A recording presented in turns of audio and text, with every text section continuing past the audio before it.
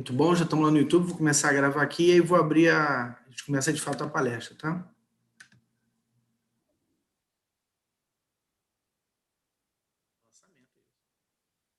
Vamos lá? Queridos, 8 horas em Brasília, mais um domingão aqui com Finanças e Prática do FNP.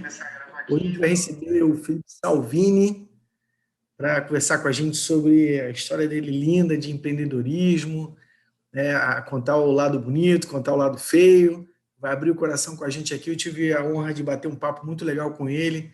Ele nos chegou através das mãos da Isabela, que está aqui conosco, né? Então a gente vai ter um papo muito rico, tá? Como a gente sempre faz, a gente vai iniciar aqui a Silvana, né, que é a nossa diretora de conteúdo, ela vai ler um disclaimer falando sobre a questão de participação, do que é dito aqui. Na sequência, a Cíntia vai mostrar o nosso fact sheet, dar uma visão geral do que é o FNP, como nós somos, né, em que tamanho temos, né? Eu vou ter o prazer de apresentar o Felipe, né? A Isabela não pode não, porque ela vai contar coisas muito antigas suas, que vai com certeza vai. Eu prefiro ler, vou ler aqui o seu currículo aqui, que é mais seguro para todos. E na sequência, Felipe, aí você segue conversando com a turma aqui, tá bem? Vamos lá, Silvana?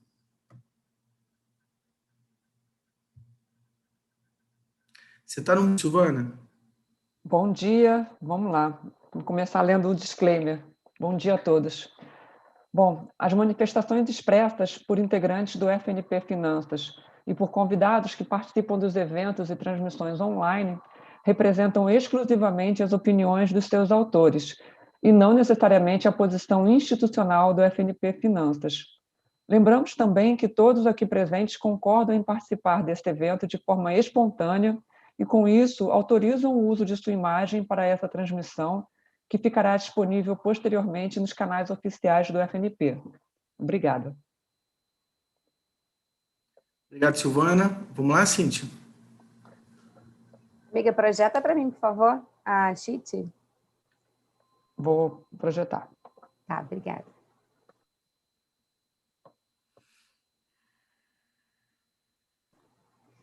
Bom dia, pessoal. Bom dia, Felipe. Seja bem-vindo. Nós somos o Finanças e Prática, um time de profissionais com experiência que está morrendo de vontade de levar a educação para todo mundo que tem vontade de aprender.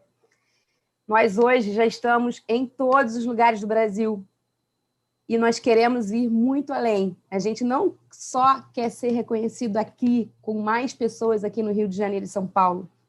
A gente quer ser conhecido no Ceará, a gente quer ser conhecido em Natal, a gente quer ser conhecido lá no Alagoas. É de lá que a gente quer ser, é lá que a gente quer ser referência. Hoje, no FNP, nós temos aulas todos os dias, às 6h30 da manhã. É para quem tem vontade de aprender. E também às 7h30.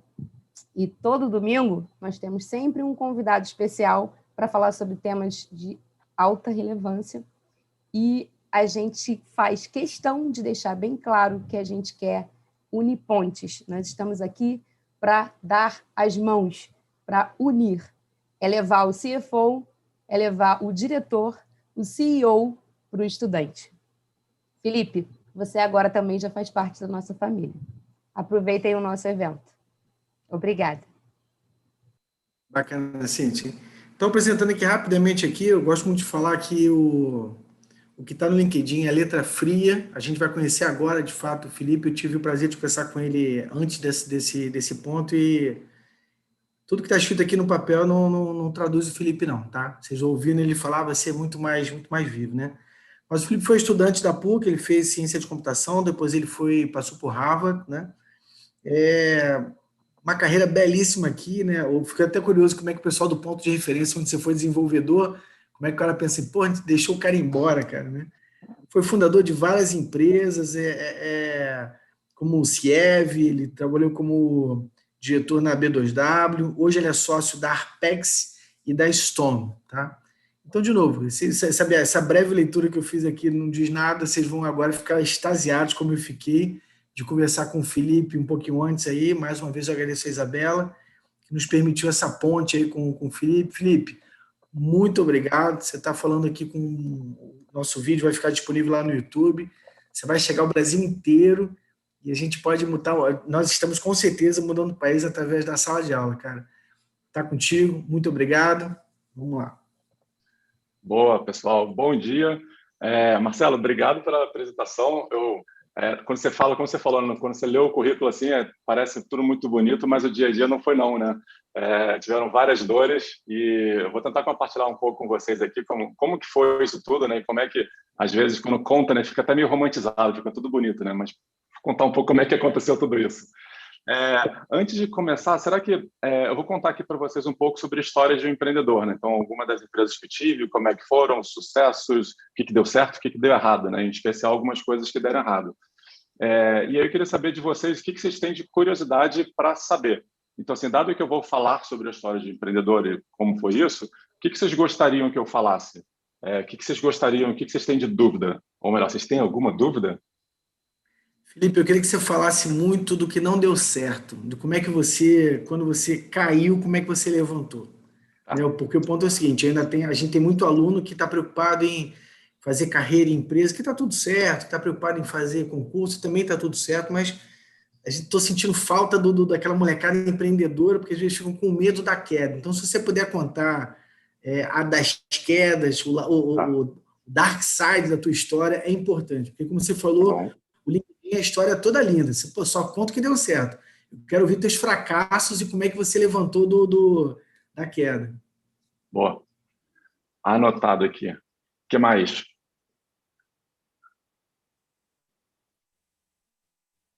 Não sei se o pessoal consegue mandar por texto. Se quiser, pode até desmutar para falar aqui. Felipe, a minha curiosidade, né, além do que o Marcelo colocou, mas foi um insight de vocês. Boa, como começou, né?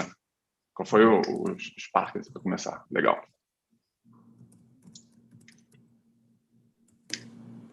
Muito bom. Funding para crescer. Funding, boa. Ele puder incluir também a questão entre... Mas uma boa...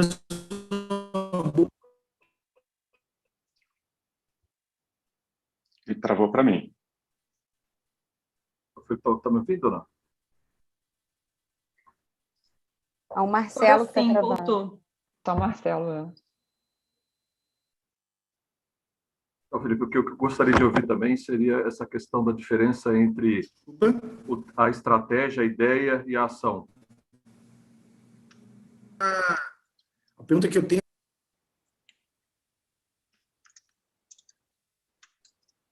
Boa. Diferença entre Marcelo, estratégia e ideia e ação. Você está travando, a gente não está conseguindo te ouvir. Se você puder, escreve no chat, por favor.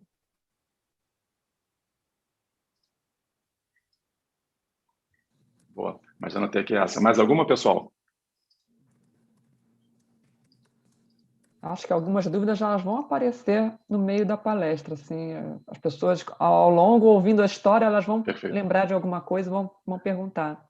Legal. Felipe, se me permitir uma última dúvida, eu queria saber um pouco mais sobre quais características, quais skills você viu que é relevante ao empreendedorismo. Perfeito. Perfeito. Fechamos aqui, olha, 5, achei excelentes. Grande parte delas eu vou conduzir, já estão aqui na apresentação. Eu só vou fazer questão de, para esses pontos, entrar um pouquinho mais profundo. Tá? E se tiverem dúvidas, por favor, diga lá. Só para colocar o ponto, o Marcelo não conseguiu falar, ele escreveu aqui. Ele perguntou que pontos uma startup precisa estar atenta para sobreviver. Espetacular. Nossa, essa é profunda. Eu tive essas dores todas. Bom, excelentes perguntas, pessoal. Acho que é muito legal já ter aqui para entender um pouco até para onde é que que vocês têm de dúvida, curiosidade, para direcionar um pouco para esse caminho.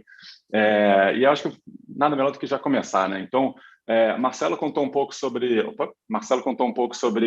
a história. Acho que tentando contar brevemente. Eu entrei na internet em 1995, né?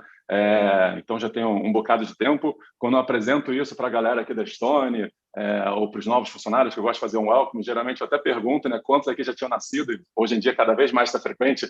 Então quando eu entrei na internet muitos ainda nem tinham nascido, mas foi quando eu comecei lá a brincar. E aí em 1999 eu lembro que eu usava a internet para nada, né? Eu usava só para fazer besteira. Besteira quer dizer ficar chateando, navegando, surfando. Eu não tirava nada de bom disso.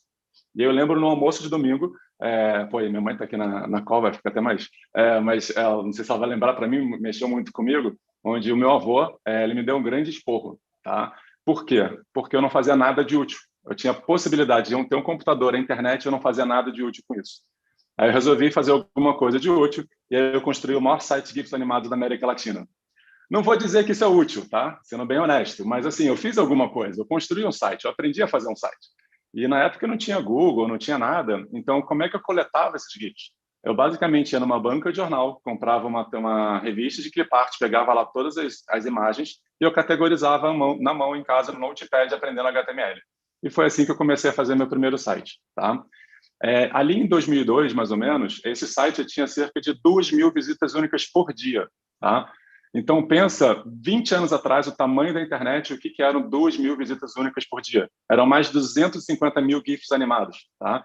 Coloquei na mão no Notepad um por um, né? Organizando lá, garantindo que não ia ter duplicado. Mas foi assim que começou, e aí o site foi ficando grande, e ele hospedava num sistema que era gratuito. Tá? E aí, com isso, de ser gratuito, eu tinha que parar. Ele tinha parado de ser gratuito, eu teria que fechar meu site. Falei, cara, eu não vou aceitar isso.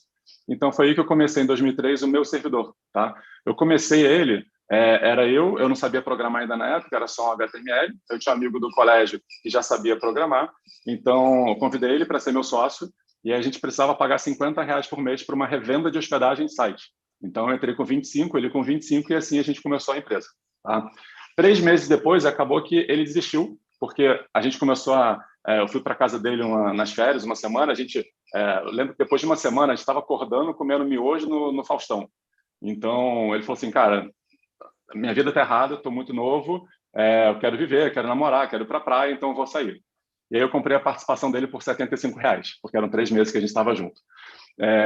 Segui com a empresa e em 2005 eu vendi com mais de 500 clientes. Então foi muito legal, foi uma experiência bem legal de pegar, empreender e fazer um ciclo de venda. Em paralelo, eu estava na faculdade, no início da faculdade ainda. E aí vários amigos me viam como empreendedor, né? Me viam como uma referência empreendedora, dado que eu entrava, eu vendia hospedagem para todo mundo, né? Então todo mundo queria ter site e comprava comigo.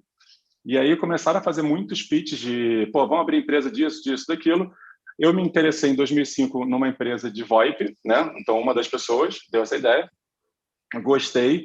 Acabou que eu não segui com esse amigo, porque eu lembro que a gente estava num papo com um investidor, né, tentando levantar dinheiro com um investidor anjo, e aí tocou o telefone, ele atendeu o telefone, né, era a namorada dele, e no meio da reunião com o investidor, ele ficou 40 minutos conversando sobre o cinema que eles iam ver. Eu falei, cara, se você não consegue assim, não atender o telefone ainda mais, assim, não vai dar certo, eu desisto da ideia, inclusive, porque não vai seguir. Aí ele falou, não, pode seguir com a ideia. E assim, então, acabei seguindo sozinho, depois eu fui achar um outro sócio, e aí, assim, escolha de sócio é tudo na vida, né? Porque acabei escolhendo um cunhado, né? E aí, se bota a gente na família, caraca, não dá certo, não recomendo, caos. Então, eu digo assim, esse aqui é papo para chopp, não vou nem me estender aqui, mas não deu certo, desde modelo de negócio, era uma empresa de VoIP em 2005, né? Então, pensa que hoje a gente está muito mais perto de fazer uma ligação para o WhatsApp, para o Google Meet e tudo mais, mas 16 anos atrás estava muito à frente, assim, o timing foi errado, vamos botar assim, e a execução também. Lembrando, aí eu estou fazendo várias empresas, ainda não tinha tinha formado na PUC, né? Então, eu estava lá fazendo sistemas da informação. Eu lembro, inclusive, quando chegou uma prova de cálculo, e aí, junto com a prova de cálculo, chegou um SMS dizendo que a hospedagem de site, meu servidor estava fora do ar, tá? E eu tinha 45 minutos para ficar fora do ar por mês, mais do que isso eu pagava multa.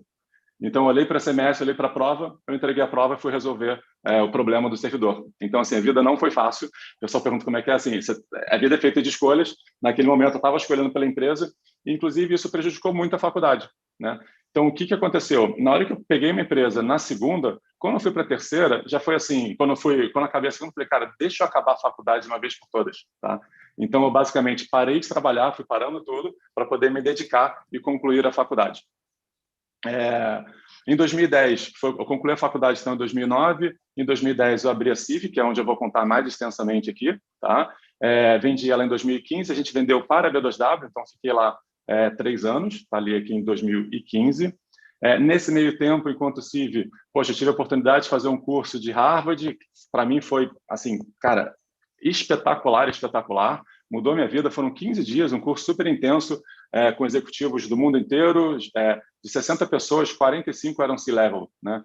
Então, você está com essas pessoas do mundo inteiro, de vários tipos de empresa, e debatendo profundamente, acordando e dormindo com elas, cara, foi sensacional.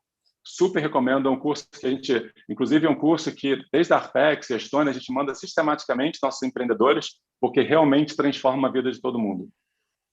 Em 2013, também virei empreendedor Endeavor, que eu vou contar um pouco mais à frente.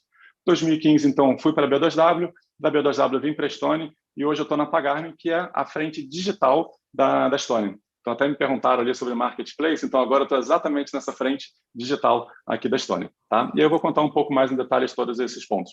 Importante também, um pai do Guilherme, eu até não botei nome aqui, mas o pai do Guilherme, e também tenho 2 gatos agora, então adoro pets e me divertir no final de semana com os baixinhos. Tá? Felipe, uma pergunta, se me permite? Claro, por favor. Uma pergunta, se me permite. Você falou uma coisa que me chamou muita atenção. Falou assim, parei de empreender porque eu precisava terminar a minha faculdade.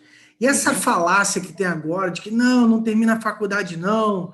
Aí dou exemplos do Bill Gates,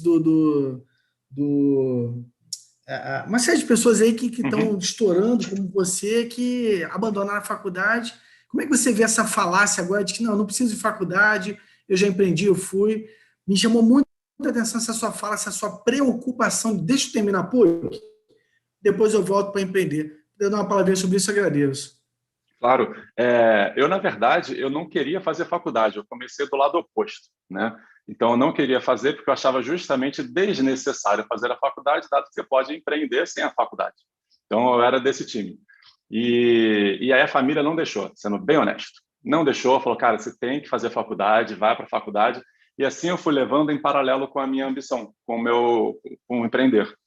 Mas o que acontece é que a faculdade ela te dá muita base, né? Ela te ajuda demais, em frente que você nem imagina. Então, para você ter ideia, quando eu fiz o projeto final, eu vou também falar o próximo slide, eu falo do projeto final, mas eu fiz referência a todas as aulas que eu usei. E eu só não usei as aulas de religião. Tá? E eu fui, e assim, o pessoal falou, cara, que legal esse projeto que você fez referência a todas as aulas, o que você aprendeu e como você usou para fazer esse projeto, né? Então, eu acho que sim, ela dá muita base, e aí, o que me fez direcionar completamente para a faculdade, na verdade, foi o fundo do poço, sendo bem honesto, né? Porque o que acontece? Eu empreendi, deu certo, fui abrir outra, aí eu tranquei a faculdade, inclusive, tá? Eu tranquei para dedicar na segunda empresa, e aí quando quebrou, falei, cara, o que eu faço? Primeira coisa, volta para a faculdade, sabe? E aí, ela já estava se estendendo, e eu vendo que tinha pontos interessantes, ainda mais no final, eu falei, larga tudo, conclui, sabe? Tipo, eu acho que é uma coisa sobre terminar o que começou também, que eu acho que é super importante. Então, assim, acaba e depois segue, sabe? Então, tem gente que desiste no finalzinho. Faz parte, cada um tem sua realidade. Mas eu tô assim, se está no finalzinho, pelo menos acaba, conclui o que começou. Tá? E hoje eu sou grato, inclusive porque não só contratei vários amigos da faculdade, como sou próximo, como vários deles foram para excelentes empresas, então também tem muita gente que fala que é um excelente lugar de network, e eu concordo plenamente com isso. Levei um tempo para aprender, mas é um dos melhores networks que você pode ter. Tá? Vamos lá. Então, como que foi a faculdade, né? Então, minha faculdade, em 2008 ali, eu fiz um projeto final na PUC, e aí eu resolvi fazer um projeto final que era um web crawler, tá? E eu dediquei 1.500 horas a esse projeto. Tá? Por que eu sabia que era 1.500? Porque eu estava fazendo freelancer antes, então eu tinha que controlar minhas horas para poder cobrar, eu passei a controlar para fazer meu projeto também. Tá? E para vocês terem como benchmark, por que eu falo 1.500? É porque na média as pessoas dedicam de 200 a 300 horas para um projeto final. Eu me dediquei muito mais, assim, muito, foi insanamente mais. Tá? E eu devo falar web crawler, vocês devem nem saber o que é isso, né? Então eu vou explicar para vocês o que é um web crawler. Basicamente, é um robô que navega sistematicamente na internet, organizando as informações. Então, por exemplo, eu entro dentro de um site de Americanas, eu vou lá e capturo o nome do produto e o preço. Então, eu consigo catalogar todas as informações de preço da internet. Tá? Eu fiz isso com sites de e-commerce, eu fiz isso com sites de notícia, pegando o nome, o autor, o texto, a data. Eu fiz no IMDb, que é o catálogo mundial de filmes, né? Onde você tem todos os filmes, os atores, os diretores. Então, é como se eu fizesse a engenharia reversa do site. Eu conseguisse pegar o site e organizar todo o site, qualquer site, tá bom? Isso é o que eu fazia. Só que, e aí o lance que a gente sempre fala é que é muito fácil você fazer um crawler, tá? Você consegue construir ele muito fácil. O problema é que a escala da internet e a quantidade de sites na internet, ele vai quebrando tudo que você planejou para fazer. Então, eu trouxe aqui alguns exemplos, né? Como, por exemplo, um ar-condicionado a R$0. Então, assim, o meu sistema, quando captura preço, eu nunca imaginaria que teria um produto à venda por R$0. Então, quebrou, tá? Quebrou. O meu robô, os códigos quebrou, parou de funcionar. E aí um ponto interessante, então, que se você quisesse vender barato, né, que se quisesse ganhar dinheiro, só entrar no site, você compra 10 desses, chega em casa e depois vende aí no mercado, né? Você consegue ganhar dinheiro comprando produtos a R$0. Só que eu brinco que, poxa, comprar e vender dá trabalho. Então, teve outro que quebrou, que foi um capacete a menos 50. Então, isso aqui é quase como crédito, né? Bota 10 no carrinho, eu ganho R$500, né? Como é que funciona isso? Não sei. Mas, assim, isso aí tudo ia quebrando o robô. E aí teve outro também que foi emblemático, que foi um kit de hastes por R$1,7 bilhões, tá? Então, assim, certamente alguém errou alguns zeros e tudo mais, e aí nem se fala da parcela, né? Você pode parcelar em 12 vezes R$140 milhões. Achei super legal, inclusive ótimo para fazer milhas e poder depois viajar. Agora, melhor do que esses todos, gente, foi quando eu encontrei isso aqui. Eu encontrei a Raquel por R$1. Raquel, desculpa, agora está gravado na internet, mas assim, isso aqui foi acredito, espero que tenha sido um grande erro, né? Então, assim, a gente acaba encontrando muitas coisas na internet. E eu até brinco que o pessoal fala, black fraud e tudo mais, é um problema. Pô, pessoal, pensa que eu sou um e-commerce, né? Que tem vários e-commerces que lidam com milhões de produtos e você garantir que está tudo perfeito é difícil. Então, assim, também já estive lá, sei que é difícil. Então, muitas vezes não é black fraud, é só erro mesmo, tá? E aí, no caso, então, tiveram vários erros ao longo de todas essas capturas e tudo isso foi quebrando o meu robô. Então, quanto mais sites você pega, quanto mais casos assim você pega, melhor vai ficando o seu robô e mais defensivo ele vai ficando também, tá? E aí foi interessante porque, eu brinco, eu até perguntaram, né, mas você se forma, né? E aí, o que você faz? Você vai lá para o emprego e segurança ou você vai empreender? E aí do lado tinha a sua mãe que fala assim, poxa, vai para uma multinacional, meu filho, eu quero um plano de saúde, você precisa ter plano de saúde, como assim você vai empreender? E do outro lado você tem assim, poxa, mas eu quero realizar um sonho, eu estou achando que isso aqui é legal, isso é uma dor do cliente, eu quero ir para cá. E essa decisão ela é muito dura, tá? Parece fácil, mas não é fácil. Inclusive, na CIV, eu convidei um grande amigo para ser meu sócio, ele topou vir como sócio, e aí uma semana antes da gente começar o negócio, ele falou, poxa, eu estou estagiando e eu fui convidado a ser efetivado. Salvini, cara, é risco, empreender é muito risco, a gente tem muita incerteza, não sei o que vai dar, versus uma efetivação, crescimento, plano de carreira, e ele acabou optando por lá. E está tudo bem, porque assim, empreender é quase como pular do precipício sem paraquedas, né? Você não sabe o que vai acontecer mesmo. Então, eu brinco que você tem que ter alguns colchões, né, para conseguir fazer isso. E eu tinha um grande colchão, né? A real é que eu morava com a minha mãe. Então, eu brinco assim, cara, esse colchão, assim, tem que aproveitar esse momento também, você tem que entender a realidade, né? E aí tem um ponto que eu falo muito, que é, não acredito em grandes ideias, eu acredito em grandes execuções, tá? Então, para mim também, a ideia não vale nada. Cara, eu já fiz até palestras sobre sua ideia vale R$0, sabe? Por quê? Eu comecei as empresas em paralelo com várias outras, no momento que várias outras também começaram, tentando fazer a mesma coisa. Só que é como você executa que vai gerar o seu resultado. Então, não adianta ficar, porque minha ideia... Pô, eu tive a ideia do LinkedIn. O LinkedIn foi o meu projeto de projeto final, sei lá, em 2005. Eu desenhei o projeto todo do LinkedIn. Não executei. De que adiantou? E se tivesse executado, será que teria acontecido isso? Duvido. Eu não tinha capacidade, a escala, a localização. E, assim, cara, o LinkedIn foi um projeto muito bem feito. Então, não é só sobre as ideias, é muito sobre a execução. Então, a execução... Até a gente fala, né? Se tiver um empreendedor... um bom empreendedor com uma péssima ideia, eu prefiro do que um mau empreendedor com uma boa ideia, tá? Porque o bom empreendedor com uma má ideia, ele vai shiftar, ele vai achar o caminho ali para poder se acertar, mais do que o outro que de repente tem uma boa ideia e não consiga executar. Então, para mim, execução é crucial. E aí, pensa que eu estava lá então, né, no final, pô, beleza, decidi empreender, eu tinha um grande robô que era capaz de capturar qualquer informação da internet, pô, sensacional, lindo, maravilhoso. Só que o que eu faço com isso, né? Então, eu tinha duas grandes vertentes. Aplicar o robô para textos ou aplicar o robô para números, né? Então, texto, eu estou falando de text mining, interpretar os textos, as notícias e tudo mais. Ou números, cara, ir para o lado exato, né? E para mim sempre foi muito fácil pensar no exato porque eu era de exatas, né? Então, beleza, fui para lá. E eu falei, desses dois, para onde é que eu vou? Eu tinha, então, a possibilidade, que eu enxerguei possibilidades de ir para a Bolsa de Valores ou ir para e-commerce, né? Então, são dois lugares que eu identifiquei como oportunidades ali. E aí, Bolsa de Valores, eu já tinha investido e tudo mais, só que, falei, cara, aqui o pessoal tem muito dinheiro, eu não vou conseguir competir brincando de casa. Então, deixa eu ver como é que está o mercado de e-commerce. E aí, do mercado de e-commerce, eu vi que o mercado ali em 2010 tinha faturado 14 bilhões, quase 15 bilhões. Mais do que isso, ele crescia cerca de 40% nos últimos 10 anos. Caramba, então um mercado grande, crescendo firme. E mais do que isso, 96% dos usuários comparam preço antes de comprar. Falei, opa, de repente temos uma oportunidade aqui, né? E aí, lembrando que qualquer mercado que cresce tão rápido assim, eu falo que é um mercado que está vazando óleo. Então, assim, tem problemas, tem oportunidades, então tem espaço para poder resolver algum problema dessa galera, tá? Então, dado isso, esse cenário, eu falei, deixa eu ver como é que estão os comparadores de preço, né? E aí, quando eu vi, tinha Buscapé, quanto custa, Zoom, todo mundo ali, inclusive o Buscapé nessa época tinha levantado cerca de 200 milhões de dólares. Falei, cara, vai ser difícil competir. Mais uma vez, eu estou em casa, de pijama, com a minha mãe, sabe assim? Como é que você resolve isso? É difícil. Então, falei, como é que eu inverto, sabe? Tipo, será que tem uma outra possibilidade, uma outra ótica para se aplicar? E aí eu vi que tinha as lojas virtuais. Falei, poxa, como é que a loja virtual opera? Como é que ela faz para decidir seus próprios preços, né? Então, qual o processo dela de decisão de preço? Ela entra no concorrente? Ela verifica? E aí eu comecei a fazer benchmark, né? Fui para evento de loja virtual, eventos de e-commerce, comecei a pesquisar os lojistas, perguntar como é que era a realidade dele, e eu entendi que era uma realidade de abas, né? Então, eu entro em um produto, pesquiso na concorrência um a um, abro várias abas e volto, e por aí vai, tá? Então, eu falei, pô, tá aí uma dor que eu posso ajudar a resolver.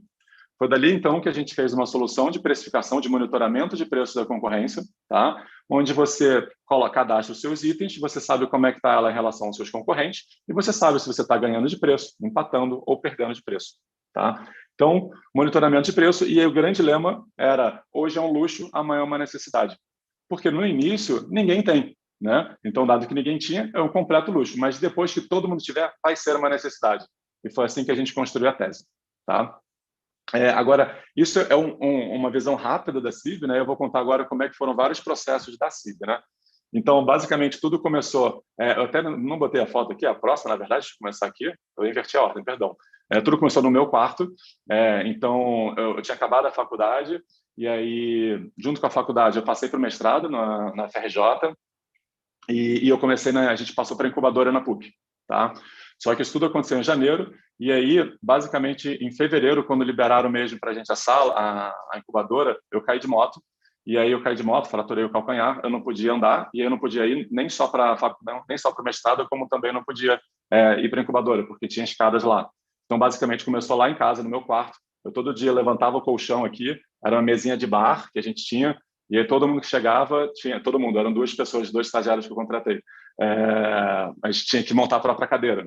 E aí foi legal isso de montar a própria cadeira, que até a 100ª pessoa, todo mundo que entrava na companhia, a gente entregava uma caixa com a cadeira fechada e a pessoa tinha que montar, para poder já entrar ali no espírito de, cara, aqui você tem que se virar, aqui você tem que fazer. E aí tem uma frase do meu pai que eu gosto muito, que ele me deu de dica, que é, jamais contrate alguém que você não chamaria para tomar um chopp. Tá? E nessa época eu nem bebia. Mas a dica é muito boa, tá? Que é, poxa, contrate pessoas que você se interesse por ela, que você queira conhecer mais dela. Então, pensa que você vai estar no início da empresa, você vai estar, sei lá, 12, 16, 20 horas que seja por dia na empresa, então tem que ser pessoas interessantes que eu queira conhecer além. E aí fica muito mais fácil você lidar todas essas horas com essas pessoas. Então, esse foi um filtro que a gente sempre fez durante toda a jornada e que eu faço até hoje, na hora da contratação das pessoas, tá?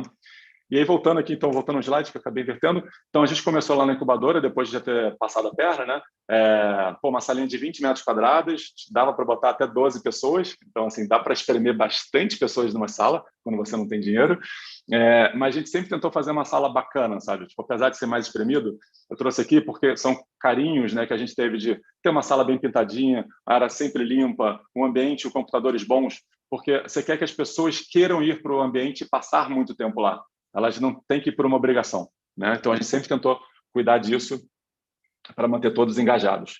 E aí, eu não falei, né, um ponto super relevante, mas quando começou, eu comecei com toda a minha reserva, né? Então, eu tinha 10 mil reais guardado, tá? Então, eu comecei com esse dinheiro, foi o que sustentou a gente durante poucos meses. Aí, quando acabou, se lembrar que quando você fala de investimento, você tem 3 grandes Fs, né? Que é o Family, Friends and Fools. Então, familiares, amigos ou outros que você tem a oportunidade de levantar o capital. Então, primeiro eu acabei com o meu dinheiro.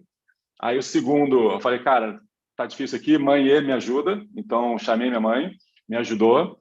E aí acabou o dinheiro de novo, né? Porque eu não tinha muito e eu também não peguei muito com ela. Então, assim, essa etapa toda durou 6 meses, tá? E aí eu falei, beleza, tem que levantar dinheiro. E aí foi muito legal, porque a gente estava participando de algumas competições de startup e tudo mais, então atraiu alguns interesses. E aí a gente levantou dinheiro com o investidor anjo, tá? Que ajudou um pouco a gente ali também, daria mais 6 meses de vida para a gente. Na época não era tão fácil captar quanto hoje. Não dizendo que hoje é fácil, só que hoje o mercado está mais líquido, né? Está mais propício a investimentos. E aí foi engraçado que com uma semana mais ou menos de investimento, ele me mandou o seguinte: Salvini, você precisa de um presidente. Eu falei, caraca, você acabou de investir em mim, já está dizendo que eu preciso investir, sabe, de presidente? Mas para bom entendedor, minha palavra basta, significa que eu não sou competente para isso, tá? E eu acho que tem um negócio que você tem que reconhecer, que é o que você é bom e o que você não é. Então, assim, eu sempre fui bom em tecnologia, sabe, de construir software, só que eu nunca fui bom em vendas, eu nunca fui bom em business, né? Então, foi dali que ele falou, tem uma pessoa para te apresentar, e aí ele me apresentou para um cara que tinha um perfil super bacana. Poxa, ele tinha se formado em engenharia de produção, foi presidente da empresa Júnior, foi gerente da Solid, um cara que fez mestrado, fez extensão do mestrado na França, gerente da Arcon, Gênesis, enfim, cara espetacular, que foi o Luiz Vabo, tá? Então, me apresentou ele, e aí eu diria que assim, a última coisa que foi amor à primeira vista, porque eu estava de bermuda e chinelo e ele estava de blazer e ombreira e careca, isso tudo com 25 anos, né? Ele tinha 25 anos, 26 na época, falava 5 idiomas, então assim, então a conversa não casou. Só que teve uma coisa que me incitou muito, que no papo ele perguntou, Salvini, quantos clientes você tem no seu pipeline? Aí eu falei, tenho 3 clientes. Aí ele, então você não vai fechar com nenhum, né? Você tinha que ter com 10 para quem sabe fechar com 1. Aí eu falei, não, você não conhece os meus clientes e a minha venda, certamente eu vou vender. E obviamente não vendi nenhum, né? Eu não entendia nada de vendas. Mas o ponto todo é que ele deixou a gente realmente com essa pulga atrás da orelha. E aí ele veio como sócio, ele veio para empreender junto comigo. Cara, foi espetacular, foi decisão assim mais acertada. Eu brinco que eu sou casado com a Juliana na física e casado com o Vabo na jurídica. Assim, sócio para a vida, uma pessoa espetacular, que eu admiro muito e que ele me moldou também enquanto profissional, né? Então, pensa que quando você vai empreender, você vai buscar um sócio que te complemente. Isso é super importante, né? Então, o que eu entendia do aspecto de tecnologia, pessoas e produto, ele entendia de gestão, de business, de vendas. Então, eu aprendi muito com ele sobre isso, tá? E processo também. Então, até o primeiro dia dele, ele falou, Savini, como é que é o organograma da empresa? Que organograma, cara? Tem 3 pessoas aqui dentro, sabe? O que é organograma, cara? Eu cuido de tudo, o outro ele faz o que tiver que fazer e o outro também. Ele, não, Savini, mas temos que ter papéis e responsabilidades bem definidos. Então, se for pensar, é um exagero para quando é startup, mas são cabeças que você tem que ter, você tem que estar sempre sim organizado e sim pensando para as pessoas poderem se encaixar bem, tá? Então, enquanto você consegue levar todo mundo para almoçar e está tudo alinhado, é fácil, mas escalou um pouquinho disso, você não consegue ir. Então, foi fundamental para toda a escalada da Civil. E aí eu trouxe uma foto histórica aqui também para compartilhar com vocês, que esse aqui foi o nosso plano, né? Então, a gente fez o plano de negócios, né, para poder entrar na incubadora. Muito legal que a gente fez o plano de negócio em 2009, e aí 2010 que a gente fez ao longo de 2009 e 2010 eu fui apresentado para entrar na incubadora. Para vocês terem ideia, o plano que eu apresentei não era o que eu estava executando. E por que isso? Porque eu mudei tanto ao longo dos 6 meses para achar a dor do cliente, que chegou na hora, meu plano de negócio tinha lá suas 50 páginas, não condizia mais com a minha realidade.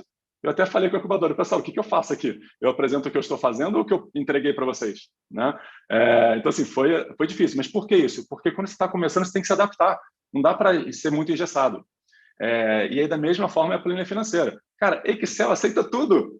Você pode botar suas projeções mais lindas e maravilhosas. Eu projetava, porque quando eu fechei o primeiro cliente, ele pagava, sei lá, R$3.000 por 30 produtos, eu projetei essa escala. Tá? Então, eu projetei e eu vi que eu ficaria milionário em 6 meses. E achei sensacional. E aí, o que aconteceu? Que foi o único cliente que pagou por isso, porque ele estava com uma dor, assim, estava muito desesperado. Então, no final, assim, o Excel aceita tudo. A única curiosidade é que o plano inicial que a gente fez deu completamente errado. A gente teve que fazer 2 anos depois, e essa aqui foi a segunda vez que a gente fez, já com Vabo e tudo mais. E aí foi engraçado que a gente fez uma planilha, entregou para eles, a gente esqueceu dessa planilha, porque a gente foi para a execução do dia a dia, né? E a gente voltou 2 anos depois e foi olhar para ela. E olha só a curiosidade, a gente achou a planilha. E, por acaso, a gente tinha planejado no primeiro ano desse aqui R$258 mil e a gente fez R$259 mil.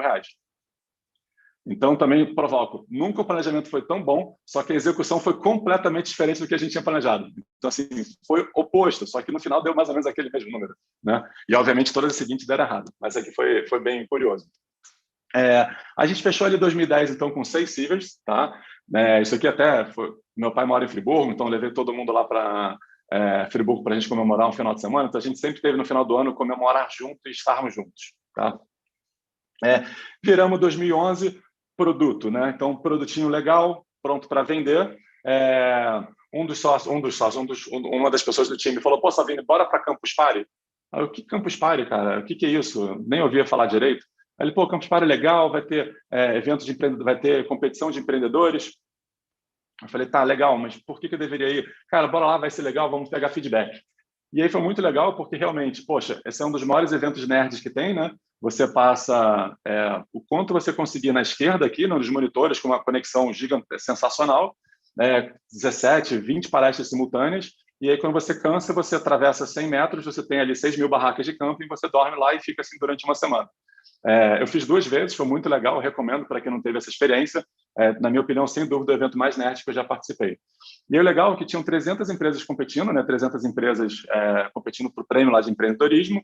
A gente foi selecionado entre as top 10, então a gente foi lá assim apresentar e a gente conseguiu ganhar como, cara, primeiro lugar na categoria geral lá e tudo mais. Então foi espetacular, ganhamos o prêmio de R$5 mil.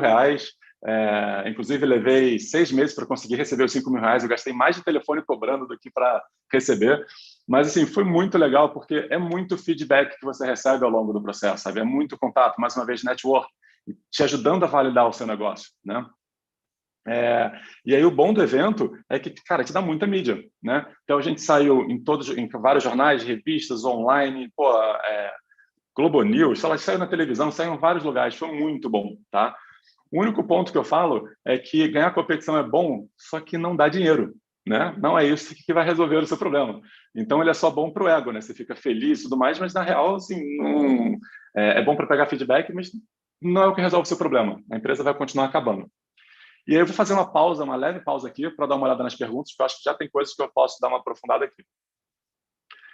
Então, o que não deu certo? Por enquanto, ainda está tudo certo, por enquanto só andando, né? Insight da ideia. Então, como foi construído, né?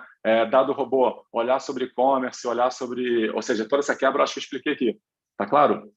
Se tiver dúvida, depois me pergunta mais, mas, a princípio, o insight da ideia, né? Como é que ele é construído.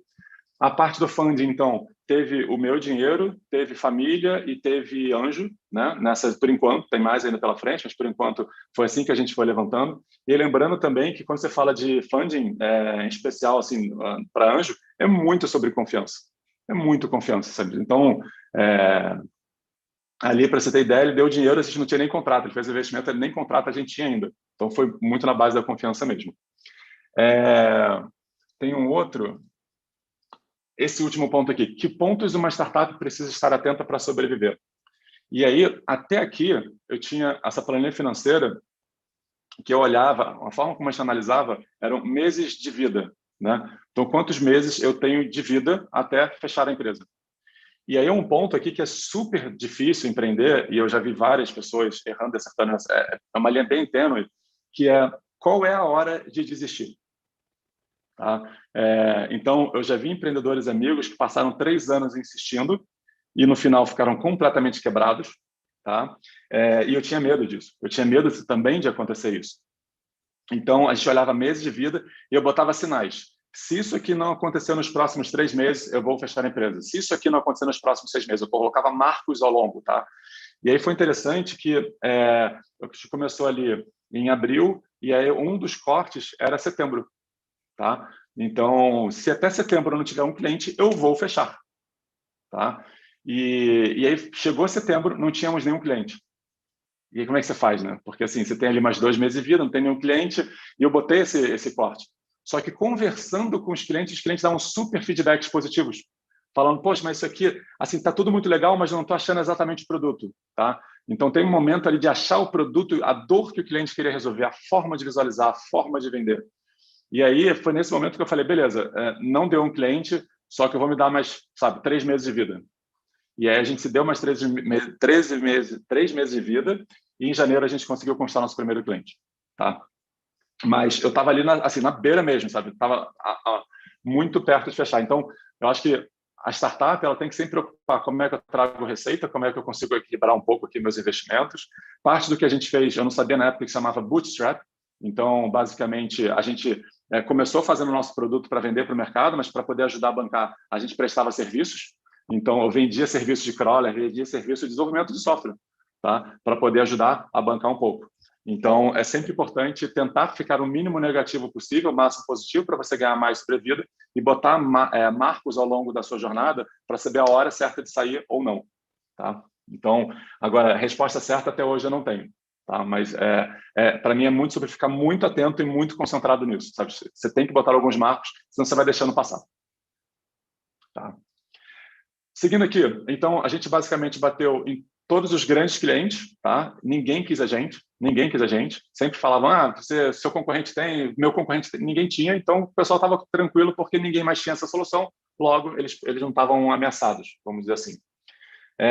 E até que o Vabo um dia virou e falou, Savini, a gente está cobrando esse modelo, plano, está tudo complexo aqui, vamos simplificar e cobrar R$1 por produto monitorado? Então, antes era aqueles R$3.000 para 30 produtos e tal, a gente faz R$1 por produto e assim a gente começa a vender, tá? E aí o que a gente fez? A gente conquistou 20 micro clientes pagando R$1 por produto. Então, 20 clientes estava dando ali R$100, R$200 de faturamento, não pagava nada. Só que o que a gente fez com isso? Bota cliente para dentro, descobre a real dor do cliente, entende sobre a sua operação, como você funciona, quais são seus gaps e começa a atender ele, sabe? Começa a girar, tá? E aí, nesse momento, o que aconteceu? Acabou o dinheiro de novo. E aí você fala, caraca, né? O que eu faço? Pelo menos agora eu tenho cliente. Então, se eu tenho cliente, eu tenho uma ideia validada, eu tenho um produto, eu tenho uma operação, eu tenho algumas coisas aqui dentro. E a gente foi, então, ao mercado levantar funding, levantar investimento. A gente rodou vários fundos de investimento, alguns pediam exclusividade por 9 meses, outros nunca tinham fundo por 5 anos, mas nunca tinham aportado dinheiro. E aí a gente achou a Artex, que era formada por empreendedores do e-commerce, com track record e, galera que a gente achou sensacional. Então, para vocês terem ideia, a gente conversou com eles numa sexta-feira, na sexta-feira seguinte a gente fechou o negócio. Então, foi o negócio mais rápido também que a gente já fez. E aí eu brinco assim, cara, comemoramos loucamente, ficamos super felizes. Inclusive, foi muito legal a nossa primeira reunião de conselho, que a gente preparou um material sensacional, maravilhoso. No segundo slide, eles pararam a gente e falaram, vocês prepararam mais do que 2 slides para a gente? Aí assim, cara, como assim? Estou preparando todas as finanças da companhia para apresentar para você? Aí ele falou, tá, mas eu quero saber suas dores. Tá botando cliente para dentro? Porque não adianta nada ter as finanças lindas se toda organizada, se não tem cliente para dentro. Eu quero saber o seguinte, como é que eu ajudo vocês a resolverem o problema? Aí a gente parou, ficou meio assim, e no final a gente até falou, poxa, o problema que eu tenho, vocês não vão resolver, o problema que eu tenho é jurídico, porque eu mando o contrato para o cliente e fica preso no jurídico. Ele vende sem contrato. Aí, como assim? Cara, manda um PPT com... Até difícil ficar gravado isso aqui, né? Mas, enfim. Manda um PPT com um aceite formal por e-mail e vai. Porque, assim, se ele quiser cancelar com você, do que você quer se resguardar? Você tem uma empresa que está quebrando, você está quebrado. Sabe? Assim, então, assim, você tem que validar, você tem que escalar, você tem que botar para vender. Aí, aos poucos, você vai acertando isso. Então, dicas como essa, simples, fizeram a gente... Dali em diante, começou a crescer muito rápido. Tá? Ali, a gente começou a ganhar muito giro. E aí foi legal que a gente bateu, e eu faço questão de dar até um obrigado. A Saraiva foi o primeiro cliente que apostou na gente. Tá? Primeiro grande cliente que apostou na gente. Então ele virou e falou, cara, eu quero 3.000 produtos, R$3.000. Beleza, monitorando. E dali o que a gente fez? A gente falou, beleza, fechei com o primeiro. O Vabo, quando chegou eu brinco, desceu o elevador, começou a ligar para os outros. Walmart, Via Varejo, como é que tá? Pô, cara, seu concorrente já tem, você vai ficar de fora dessa? E assim a gente foi fechando todos os maiores. Tá? Então, a Saraiva foi o que abriu, e dali a gente fechou, sei lá, com 7 das 10 principais varejistas, 12 das 20 principais indústrias, e assim a gente foi fechando com todo mundo. Assim a gente começou a ganhar escala. Tá? A gente fechou o ano, então, a gente foi de 1 a 100 clientes, a gente fechou com 17 Seavers, A gente foi para Búzios comemorar o final de semana, passando o final de semana super agradável com toda a equipe. Fechamos 2012 e aí aconteceu o que eu temia. Vendemos muito, não conseguimos entregar. Tá? Aqui foi uma grande dor, aqui foi um grande problema da companhia. Tá? Basicamente, 80% do que eu entregava para o cliente eu entregava com erro, atrasado, e do que eu entregava atrasado, 70% voltava com erro. Ou seja, você não tem operação, se você não tem operação, você não tem empresa, não tem cliente. Então, o churn começou a aumentar, a insatisfação começou a aumentar. E aí, como é que eu lidei? Basicamente, eu fui para casa e chorei. Cara, assim, tem aquele momento quando você vê a situação, você vê o negócio desmoronando na sua frente, seu sonho, que assim, está tudo dando certo e você não conseguir entregar. E eu tinha um combinado muito claro com o Vabo. Vabo, você vende e eu entrego. É assim que a gente se dividia na companhia. Tá? Então, eu estou falhando, porque ele conseguiu vender. Então, a sensação péssima. Fui para casa, chorei mesmo. E aí, minha esposa foi para casa mais cedo, tudo mais. E aí, depois de eu desabafar um pouco, a Juliana virou e falou assim, sabe o que você tem que fazer? Eu falei, o quê? Dorme e vai amanhã para o trabalho fazer o que você sabe fazer. Aí eu, e o que é, né? Ela assim, cara, você sabe o que tem que fazer. Então, só dorme, descansa, amanhã é um novo dia e você vai resolver. E é engraçado, eu digo, né? Por trás de todo grande homem tem uma pequena mulher, né? Porque eu sou grandão, ela é baixinha. Mas, assim, cara, nesse momento, está alguém ali do lado, apoiando tudo, te ajuda muito, né? E o que eu fiz, falei, pô, realmente, essa mensagem caiu, mais uma vez, para bom entendedor, minha palavra basta, vamos embora, né? Então, arregaça as mangas e vamos, basicamente, assumir a área de operação, a gente reestruturou toda a frente da operação e 30 dias depois, a gente estava entregando tudo no prazo. Tá? Então, na verdade, foram 43 dias. Mas assim, no mês seguinte, né? Então, a gente já estava com tudo estabilizado, tudo organizado, e a gente começou a virar. Tá? Então, dali vem um valor da companhia muito importante, que é buscar excelência na operação. Né? Só os paranoicos sobrevivem. Então, é muito importante ser absolutamente obcecado com a operação. Eu trago isso desde esse dia. Não basta prometer, você tem que entregar. Tá?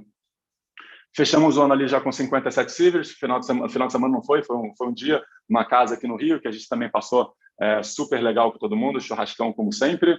E aí vem um outro valor nosso, que é o gere impacto, né? Então, você tem que pensar assim, cara, como é que eu consigo medir tudo o que eu estou fazendo e melhorar a cada dia? A operação nos trouxe muito uma cultura de dados, né? Para você estar sempre evoluindo. Foi nesse ano também que a gente virou Empreendedor Endeavor, então... Assim, para quem não conhece a Endeavor hoje, ela é uma organização líder no apoio a empreendedores de alto impacto no mundo inteiro. Tá? É um processo seletivo bem duro, assim, são 9 meses para poder virar empreendedor Endeavor. Você tem que falar com 6 pessoas no Brasil, 6 grandes líderes que vão te aprovar, vão te dar um desafio, tem uma banca nacional que vai te aprovar. Eu brinco que, sei lá, 5% do PIB nacional está naquela banca, vão te dar vários feedbacks, dali vem um projeto, um desafio. Aí, desse desafio, a gente vai lá tem a banca internacional, esse nosso foi em Dubai, e aí lá em Dubai você tem 3 duplas que vão te entrevistar e você tem que ser aprovado por unanimidade. E também dessas três duplas também, grandes influenciadores. Então, a jornada, não só ela é muito dura de se conseguir, mas, em especial, ela é muito enriquecedora. A gente aprende muito tendo contato com todos esses grandes empreendedores que vão dando várias dicas para a gente ao longo de toda a jornada. Então, a gente transformou a companhia, não só nesse processo de conseguir entrar para a Endeavor, como dando também depois todas as mentorias que a gente conseguiu. E enquanto mentor, ou melhor, enquanto empreendedor Endeavor, também a gente tenta incentivar o empreendedorismo e ajudar outros empreendedores, não só Endeavor, como também do mercado, para poder cada vez mais catalisar. Foi nesse ano também que a gente veio com outro valor de ter as melhores pessoas. Então, assim, cara, a pessoa é o grande diferencial de qualquer companhia. Então, ter uma cultura forte é fundamental e uma cultura que atraia e retenha as melhores pessoas.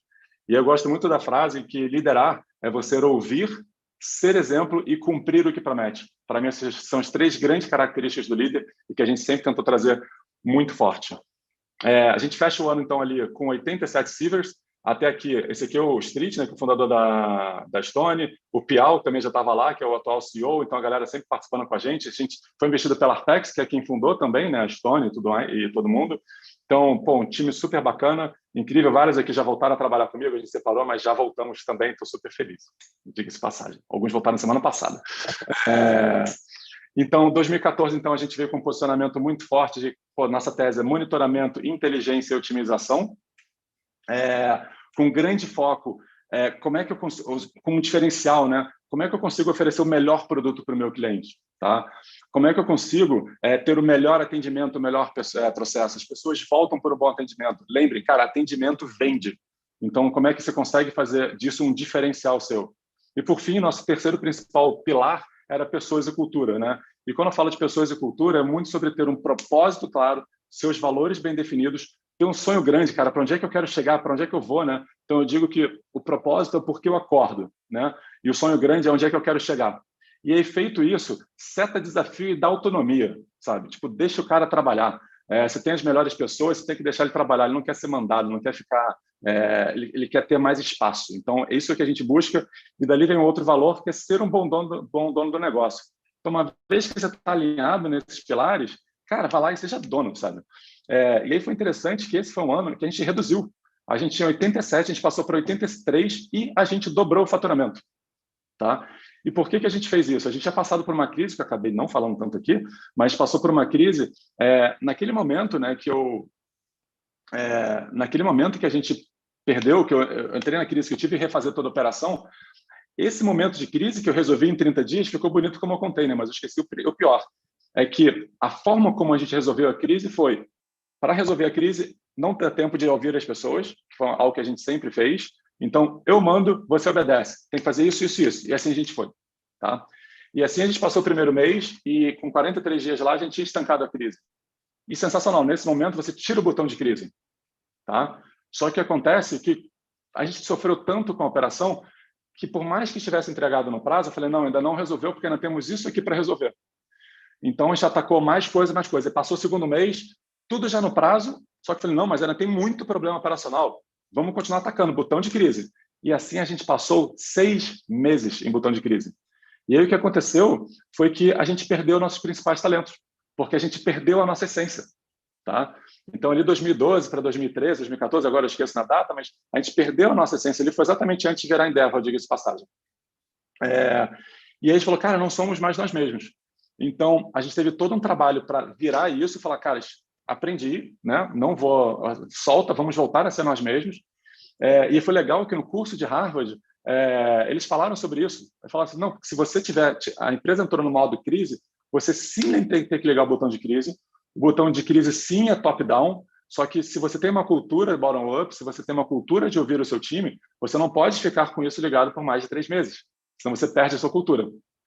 Então foi um aprendizado que eu trouxe lá, e hoje em dia, vira e mexe, tem que ligar o botão de crise, faz parte, vamos embora, sabe? Só que se ligar que ele tem que ser por um curto espaço de tempo e que as pessoas têm que estar muito on board disso, tá? E aí foi muito legal, então, que a gente conseguiu crescer, né, em dobrar de faturamento com menos pessoas. E aqui a gente não focou em cortar as pessoas, e sim foi o turnover natural que a gente foi tendo no tempo. Viramos 2015. 2015 foi muito legal, que a gente conseguiu virar tudo, né? A gente conseguiu realmente ser uma empresa lucrativa, a gente começou a trabalhar todos os OKRs, as metas, desdobramos remuneração variável, então quando você alinha todos os interesses de ponta a ponta, isso foi muito legal. É interessante falar que a Arpex, então, eles tinham 2 grandes grupos de empresas, de teses de investimento, né? Então, eles estavam com a tese de investimento de serviços para o e-commerce, onde tinha Civil, site blindado, Infoprice, TrustSign, enfim, empresas de segurança, de automação de marketing, de integração para marketplace, como a SkyHub, por exemplo. E uma outra que era a tese de payments, né? Então, um gateway, uma sub, adquirência e um de TEF aqui, que era a Capta, tá? E o que aconteceu aqui em 2015... Você falou de... Claro, pode falar, Marcelo. Perdão, cara, só para não perder o gancho lá. Do slide anterior, você falou de OKR, é isso? Isso. O que é um OKR? OKR é Objectives and Key Results. Então, objetivos e resultados chaves. E ele consiste... É uma forma nova que as empresas de tecnologia, em especial para a área de tecnologia, estão fazendo para fazer o desdobramento de metas, desdobramento de resultados, vamos dizer assim. Então, eu considero hoje a melhor ferramenta que tem para dar direcionamento e alinhamento para um time de tecnologia. Tá? E muito utilizada, ela foi criada, agora esqueci, mas acho que em 70 pela Intel, e o Google usa, por exemplo, desde que nasceu, uma grande... Hoje em dia, diria que 9 a cada 10, se não 10 a cada 10 empresas do Vale do Silício de tecnologia usam. Tá? Bom, então, aqui na Arpex tinha 2 grandes teses de investimento, né? E aí... Ai, caramba. Perdão. E aí a Stone estava crescendo, assim, começando a crescer muito rápido, e aí o pessoal da Arpex ali, o Piau e o E o André falaram, Savini, Ivabo, cara, está consumindo muito tempo aqui da gente, a gente gostaria que vocês assumissem esse lado daqui. Então, a gente foi convidado a assumir essas 6 empresas. Então, foi o momento que a gente fez o handover da CIV. E esse aqui virou o CIV Group, tá? Então, a gente entrou no conselho de todas e entramos na operação do site blindado. Então, a gente eu virei CTO do site blindado para poder conduzir lá. Esse aqui eu peguei para operar e da própria CIV também virei conselho. Isso é muito legal, que a gente sempre falou, a grande tese de não há promoção sem sucessão. Então, sempre preocupado com sucessão. Cara, isso é uma coisa que a Artex sempre botou na nossa cabeça, que a gente sempre bota no nosso time. Então, uma vez que as coisas são estruturadas, você consegue fazer movimentos rápidos. Inclusive, aqui eu fiz um movimento de 5 dias. A gente conversou numa sexta-feira, na sexta-feira seguinte eu já tinha saído da CIV. Então, quando você está preparado, você também consegue pegar oportunidades que apareçam, né? Então, daqui a gente assumiu o CIV Group e esse CIV Group ficou interessante para o mercado e a gente vendeu ele para a B2W. Tá? Então, foi o momento que a gente vendeu esse pacote de 6 empresas para a B2W. Na B2W, eu comecei olhando para o CIV Group e depois eu fui convidado a assumir lá a parte de tecnologia da camada de vendas, né, dos sites, dos aplicativos da Americana, Shoptime e Submarino. Então, fazendo um retrospecto, pessoal, fazendo um retrospecto aqui. Tudo começou porque eu fiz um projeto final que levei a sério, né? Então, eu levei a sério um projeto final. Isso levou para conseguir incubar na PUC, né? Então, a incubadora virou e falou, cara, legal esse projeto, vamos embora.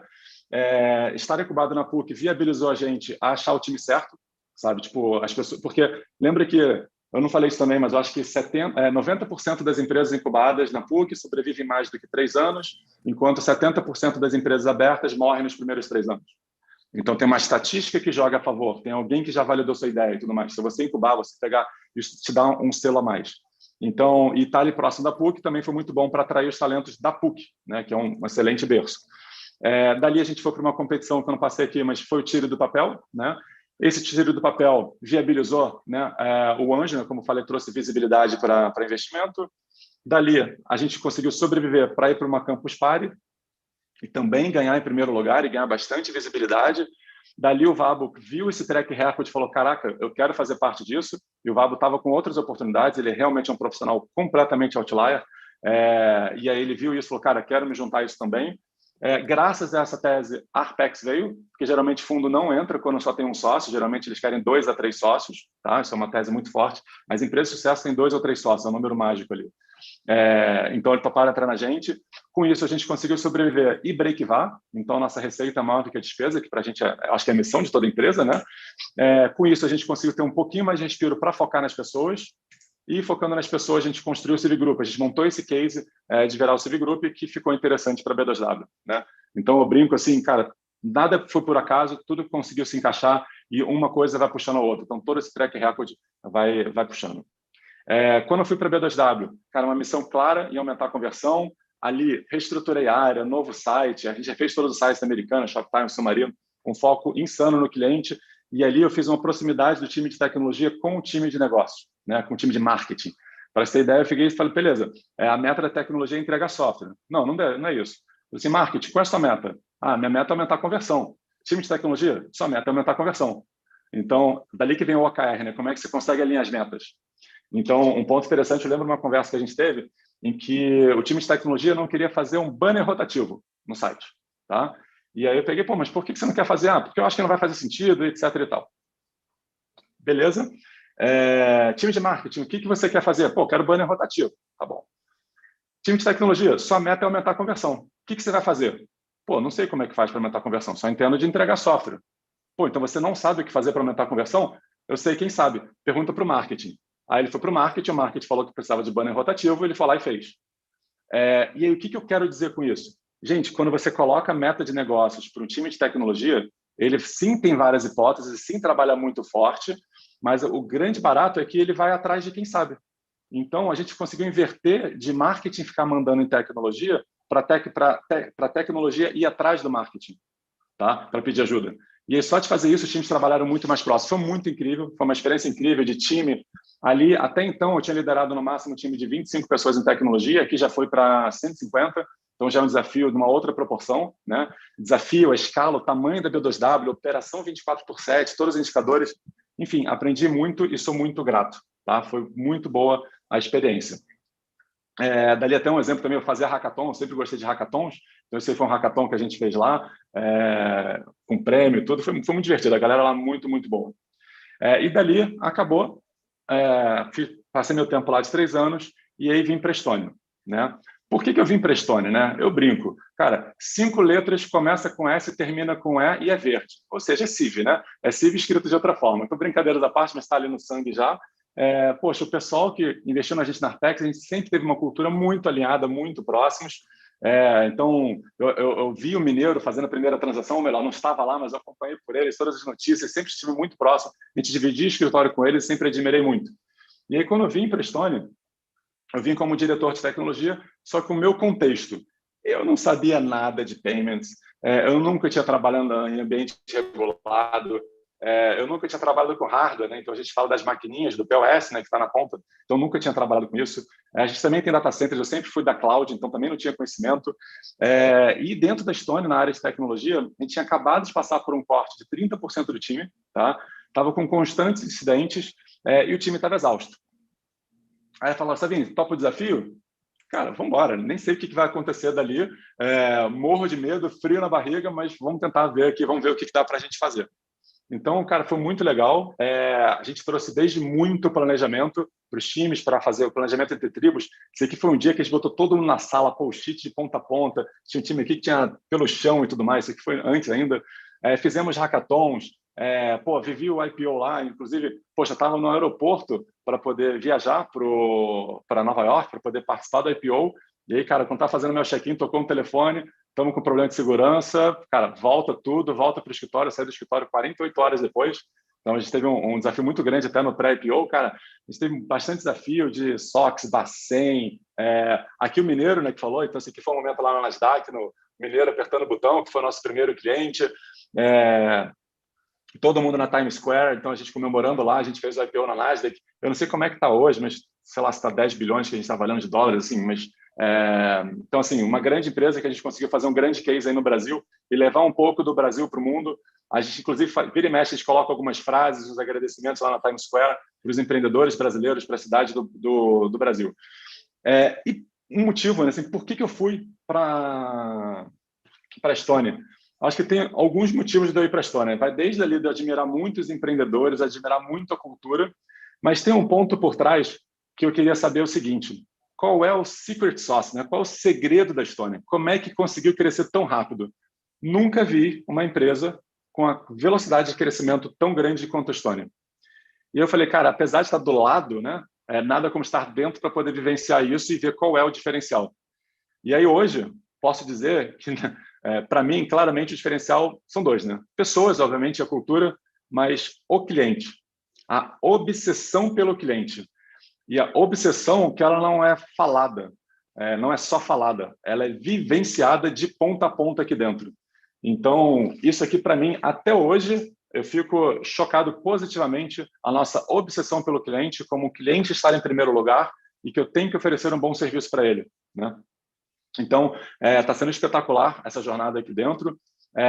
Até trazendo um pouco, acho que isso aqui eu posso passar rápido, dado o tempo, mas em adquirência, eu, fiz várias coisas aqui dentro da área de tecnologia, engajamentos, eu gosto muito de eventos como bate-papo, hackathons, off-site, a gente tombou toda a comunicação para o Slack, que é uma ótima ferramenta para comunicar dentro de tecnologia, um Gmail que viabiliza também a troca melhor, a gente botou o Google Meet nas salas de reunião, máquinas novas, decente Wi-Fi, construindo um Tech Trail, que é um plano de carreira. Trabalhei muito forte em People Analytics ali dentro do time de tecnologia.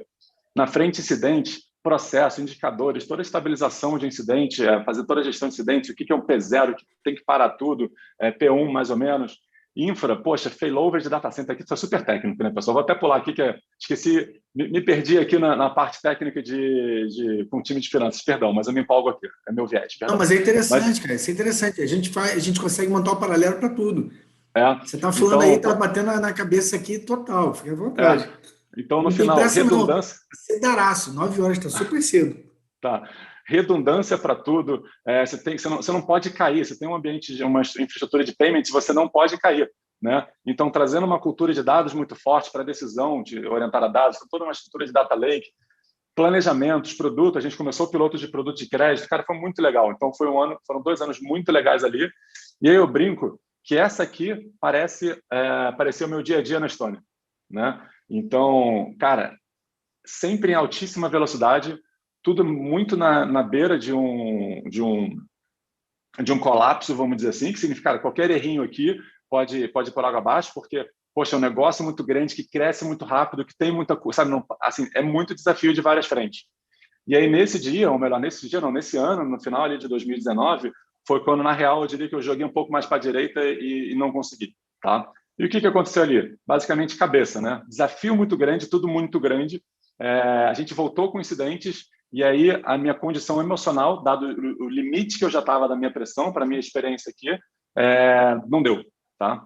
Então, foi aquele negócio, né? Reconheça o que você consegue fazer e o que você não consegue fazer. Então, sempre focado na sucessão, já tinha um sucessor lá muito bom, passa adiante e movimenta de desafio aqui dentro da companhia, tá? Então, foi um momento que eu fui para outro lugar, eu escolhi apagar-me, né? Então, eu escolhi vir para o digital. E por que eu escolhi vir para o digital, né? Aqui dentro da Estônia? Primeiro que eu já estava com 10 anos de experiência em e-commerce, né? Então, poxa, está no digital, os clientes são mesmo as dores, pelo menos já conheço os clientes. Aqui já estava 100% cloud, sem o data center, que é onde eu já jogo mais minha naturalidade de tecnologia. Tem uma cultura de tecnologia muito forte, que eu acho muito legal, um desafio enorme. Então, eu brinco assim, é um pouquinho menos fora da minha zona, assim, porque é legal você sair da zona de conforto. É super importante você estar se desafiando. Mas eu hoje, olhando em retrospecto, eu vejo assim, cara, eu não sabia nada de payments, né? Então, você já chegar olhando para uma tecnologia de payments sem saber nada, né? Então, como é que você consegue olhar, aprender um pouco mais para depois, quem sabe, ver outros desafios maiores ou coisa assim, mas dá um step back e reconheça os seus limites. Então, isso para mim foi super crucial. E aí, quando eu vim para cá, então, na área da Pagar, a primeira coisa que eu peguei foi a área de pessoas, tá? Falei, opa, pessoas, deixa eu respirar aqui, como é que eu ajudo? Eu sempre fui muito levado a pessoas. Aí, dali, depois, eu peguei a tese de antifraude. Então, a gente tem um antifraude próprio, o que é o Rex. Depois eu peguei o antifraude da Pagar.me, depois eu peguei o antifraude da Mundi, e hoje em dia a gente está fundindo, né, a Mundi com a Pagar.me. A gente começou esse ano fundindo a Mundi com a Pagar.me para ser uma única solução para o cliente digital, tá? Então, eu toco toda essa tese do antifraude aqui dentro, e aí também comecei a empreender na frente de risco. Então, o risco da Pagar.me. Então, tudo que passa pela Pagar.me também passa aqui para olhar sobre esse aspecto. Então, eu toco toda a frente, desde o credenciamento dos clientes, monitoramento, chargeback, key account, eu estou olhando para todas essas frentes sobre o aspecto de risco. E é muito legal porque, quando você olha o meu retrospecto, a minha história, eu sempre fui um cara muito forte em tecnologia, né? Em negócios, que eu acabei pegando esse drive de negócios, e depois muito forte em dados, né? E quando você pega a área de risco, risco é negócios com dados e tecnologia. Então, eu brinco assim, cara, voltei para a minha zona de conforto, do ponto de vista de é um lugar que eu domino, e zona de desconforto, porque, pô, risco também é um lugar quase que ingrato, né? Você só vive de crise, de desafios e fraudadores tentando te pegar dinheiro o tempo todo, ainda mais com o tamanho que a gente tem enquanto história, enquanto pagar, tá? Então, hoje, eu estou dentro desse desafio aqui. Deixa eu fechar, então. Eu vou fechar e vou voltar para as perguntas aqui. Então, para fechar, eu gosto muito da frase do meu avô, que eu aprendi muito, a gente batia na tecla, que era, ele falava muito que ele, não sou inteligente, eu sou organizado, tá? Então, assim, eu brinco, eu sou mesmo, eu consigo fazer essas coisas todas porque eu sou muito organizado. Assim, isso eu sou neuroticamente organizado. As minhas notas, o meu to-do, meu e-mail, todas as minhas coisas são super organizadas, tá? Inclusive, eu quando saí da CIV, né, quando eu tive que sair da CIV e tocar o CIV Group, o time da CIV começou a falar, Salvini, como é que você faz? Você saiu daqui, deixou a gente, como é que você conduz essa reunião? Salvini, como é que você entrevista? Salvini, como é que você faz o one-on-one? Salvini, como é que você... Peraí. Aí eu comecei a criar o meu cheat sheet, né? Porque eu comecei a fazer um FAQ. Eu comecei a fazer um FAQ nas perguntas mais recorrentes do time, para passar para eles. Dali eu montei para o meu book, vamos dizer assim, e dali eu joguei tudo para o meu blog, que é o philipsalvini.com.br. Então lá, se vocês quiserem, cara, liderança, o que eu acredito de liderança, como é o time, como é que você dá feedback, pautas de one-on-one, como é que se desliga, como é que se avalia a gestão do tempo, né? Como é que eu me organizo, tudo em bullet point, tá? E eu brinco, na internet nada se cria, tudo se copia, né? Então, eu não inventei nada, inclusive eu boto como eu faço e embaixo os links de referências para vocês descobrirem de onde é que eu peguei a inspiração, tá? Então, boto as referências que eu peguei. Mas, então, ali tem tudo, inclusive na parte de gestão do tempo é a minha organização, vocês vão ver o quão neurótico eu sou. Mas, basicamente, cara, sugiro todos serem bem organizados para poderem alcançar e gerir boas entregas, em especial quando você vai empreender. Tá? consegui falar tudo, falo rápido, vocês devem ter percebido, peço desculpas. Vou passar aqui só pelas perguntas que estavam faltando para garantir que a gente passou. Então, o que não deu certo? Várias coisas não deram certo, né? Então, assim, desde, cara, acabou dinheiro, eu capotei na operação, crise na adquirência e tudo mais. Então, eu sempre parei e pensar, sempre o meu drive foi, o que é melhor para a empresa? Tá? Em primeiro lugar, facilita muito a decisão. O que é melhor para o cliente? E aí depois eu me coloco, aí vai falar, eu me coloco em terceiro lugar? Eu me coloco, mas assim fica muito mais fácil toda a conversa com os seus sócios, né? Então, sim, tem que pensar, cara, o que é bom para o cliente, o que é bom para a empresa, depois o que é bom para mim. Se o que é bom para o cliente e para a empresa não está sendo bom para mim, eu não estou no lugar certo. E aí você tem que ter a humildade de reconhecer, cara, o que eu vou encaixar bem, onde é que eu consigo gerar impacto, como é que eu consigo atuar da melhor forma. Na CIV, eu já saí da tecnologia e fui tocar até o comercial, que é o que a gente precisava fazer. Quem sou eu para tocar comercial? Não sei, mas é o que precisava fazer, vamos embora, sabe? Então, assim, então, para mim é muito sobre a humildade de reconhecer para levantar. Eu falo que família é fundamental. Então, assim, você ter uma boa estrutura te ajuda muito a levantar, né? Então, esse eu diria que são os principais pontos aí de como eu levantei. Ter uma boa estrutura familiar. De funding, eu falei de todos os casos, né? Então a gente levantou, foi meu dinheiro, foi mãe, foi anjo, foi fundo de investimento, né? Vamos botar assim. Passando aqui, diferença entre estratégia, ideia e ação. Para mim, a ação é o mais importante, como eu disse, né? Mas eu brinco também, tem aquele afia o seu machado, né? Então, quanto mais você afia o seu machado, menos você precisa dar machadada. Então, eu gosto sim de planejar mais para poder ir no ponto certo.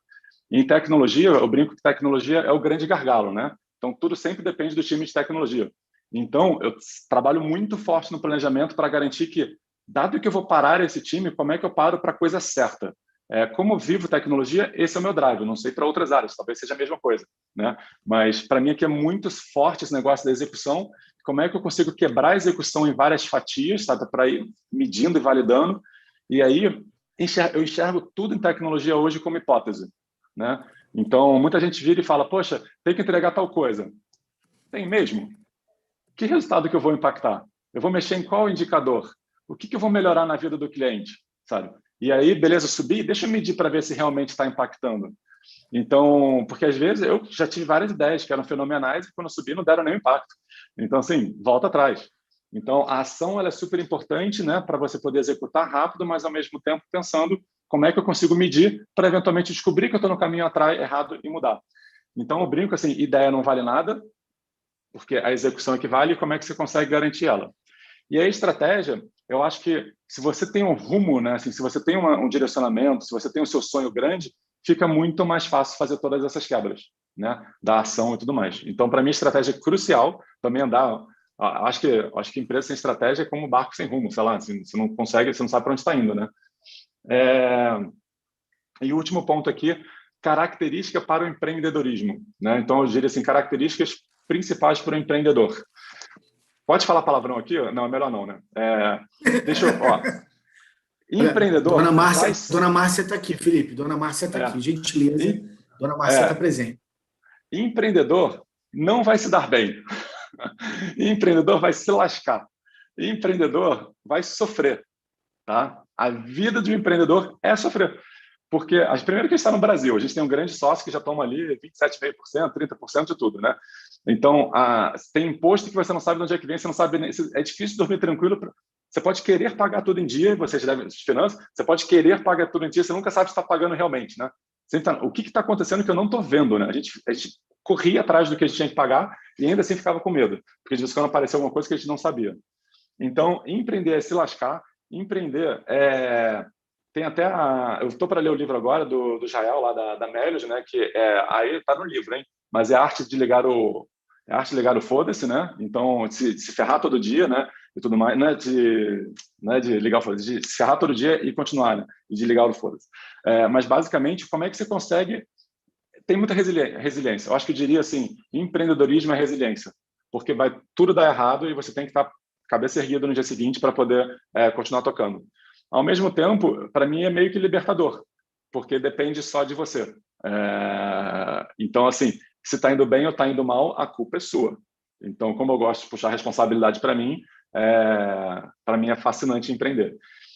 Eu acho que é isso. Eu acho que se fosse pensar a principal característica, eu diria de resiliência, sem dúvida. Esse é o mais duro de todos. Não é fácil. Tá bom? O pessoal metralhei aqui, consegui acabar mais ou menos no tempo aí, hein? Eu tinha tempo, tinha folga, cara. Bom, agora segura as perguntas, hein, cara? Tá preparado Segura, aí? manda aí. Vamos lá, cara. Um ponto que eu achei interessante que você colocou, você falou muito quando você estava na Stone, né? Porque as decisões eram tomadas muito rápido. Você botou até o exemplo aí do carro de Fórmula 1. E como é que é tomar decisão muito rápido? Porque se você está muito rápido, aí uma percepção minha, não necessariamente você tem todos os dados necessários para a tomada de decisão. Como é que é isso, cara? Para mim, como eu sou um cara de dados, né, que eu sou muito analítico, para mim é muito difícil. Né? Só que pensa que enquanto Stone a gente está num ambiente super regulado, né? Então, num ambiente super regulado, não vou dizer que essas decisões são mais fáceis, né? Mas elas já estão sendo impostas, né?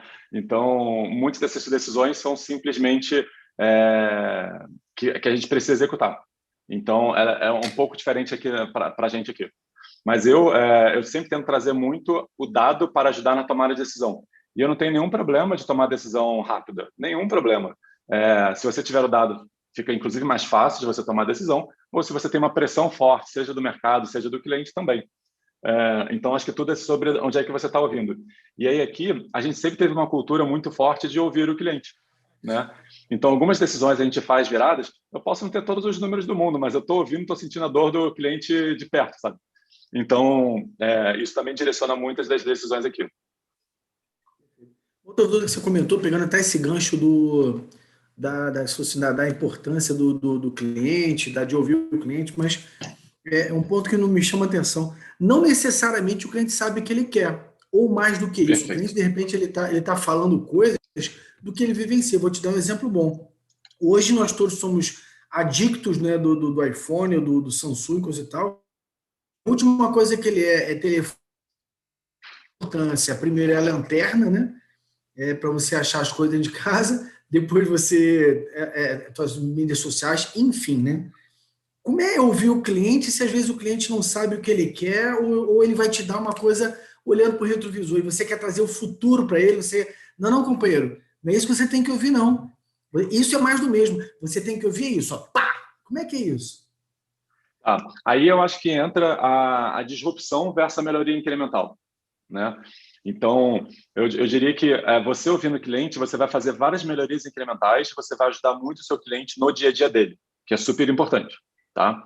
E aí, com esse conjunto, eu diria assim, com esse conjunto de melhorias incrementais ou com esse conjunto de necessidades dele, você identifica qual é a real dor. Então, por exemplo, quando a gente estava aqui da Estônia, você começa a ouvir todos os clientes falando que eles querem antecipar mais. Então, ele tem lá 10 mil a receber, ele quer antecipar tudo isso o mais rápido possível. O que ele quer, de repente, não é antecipação, o que ele quer é crédito, porque ele precisa de capital de giro. Então, ele está trabalhando em cima do que ele está vendo e ele está falando, e beleza, eu vou melhorar a minha antecipação para ele, mas talvez o que ele queira seja outra coisa. Então, acho que é o conjunto desses pequenos pedidos que trazem para a gente os insights do que você precisa para dar os grandes próximos passos. Né? Então, eu separo entre, eu diria, estratégia de disrupção e a melhoria incremental. E, ao mesmo tempo, a gente não pode deixar de pensar que, sei lá, a minha estratégia pode ser linda, né? Mas se o botão não funcionar, se eu ligar para o atendimento e não me atender rápido, são problemas, né? Então, são dores no dia a dia do cliente. Então, às vezes, a gente só fica no campo da estratégia, mas a execução na ponta tem que estar muito boa para dar a experiência para o cliente. Então, dali que eu acho que são essas duas grandes veias, vamos dizer assim. Legal, cara. Outro ponto que me chamou a atenção, você teve a humildade de chamar lá o CEO, que agora me escapou o nome, me perdoe. Infelizmente, eu só lembrei dele lá, você falando de blazer com ombreira e careca. Já peço minha desculpa ao irmão lá, que eu esqueci o nome dele. Mas o ponto como é que foi para você, fundador, de repente, cara, não, você é o CEO, que é o executivo-chefe da empresa. E como é que foi a sua convivência com ele e quando você te embate, né? Na hora que ele, CEO, estava falando com você que, apesar de fundador, você era o diretor de, por acaso, tecnologia. Como é que era esse dia a dia? Como é que era esse embate? Boa.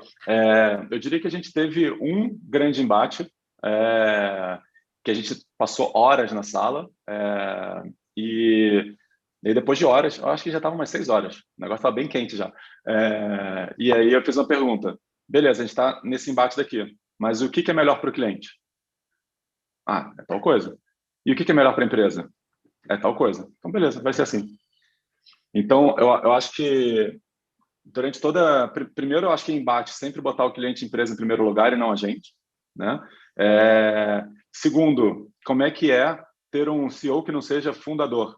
Primeiro, eu sempre enxerguei ele como cofundador, né? Então, a gente veio independente de... A gente se enxergava como pares, vamos dizer assim. Só que o ponto é, a função de CEO, eu não executo tão bem quanto ele. Assim como a função de CTO, ele não executa tão bem quanto eu. Então, por isso que, inclusive, a gente diferenciava, né? Você vende, eu entrego. Então, acho que é sobre reconhecer o que você faz bem e, poxa, eu faço bem isso, então deixa eu dedicar tempo aqui. Você faz bem isso? Dedica seu tempo aí. E a gente se respeitava e confiava muito. Então, eu acho que, inclusive, essa parte do respeito e confiança, e por isso que eu falo que eu sou casado com ele na jurídica, com a Juliana na física, porque eu acho que são duas coisas super importantes, né, no relacionamento. Então, o que fizeram a gente chegar onde chegou. Então, muito respeito e confiança de ambos os lados. Então, quando eu falava da área dele, eu falava com respeito e educação. Quando ele falava da minha área, também. Não quer dizer que a gente não cutucava um outro, cutucava pra caramba. Pô, você tá fazendo isso aí, eu acho que não tá legal. Obviamente, você dava feedback pra caramba. Mas eu acho que tudo cara, é sua responsabilidade. E isso é uma coisa que na Estônia a gente faz muito isso, né? Que a gente fala, essa cultura de dono é isso. Então, assim, olha, você é responsável, se vira. O problema é teu. Você quer ajuda, eu estou aqui para te ajudar. E vou te dar feedback também, mas, cara, é sua responsabilidade. Você é dono. Então, a gente tem isso muito espalhado aqui dentro, inclusive, tá?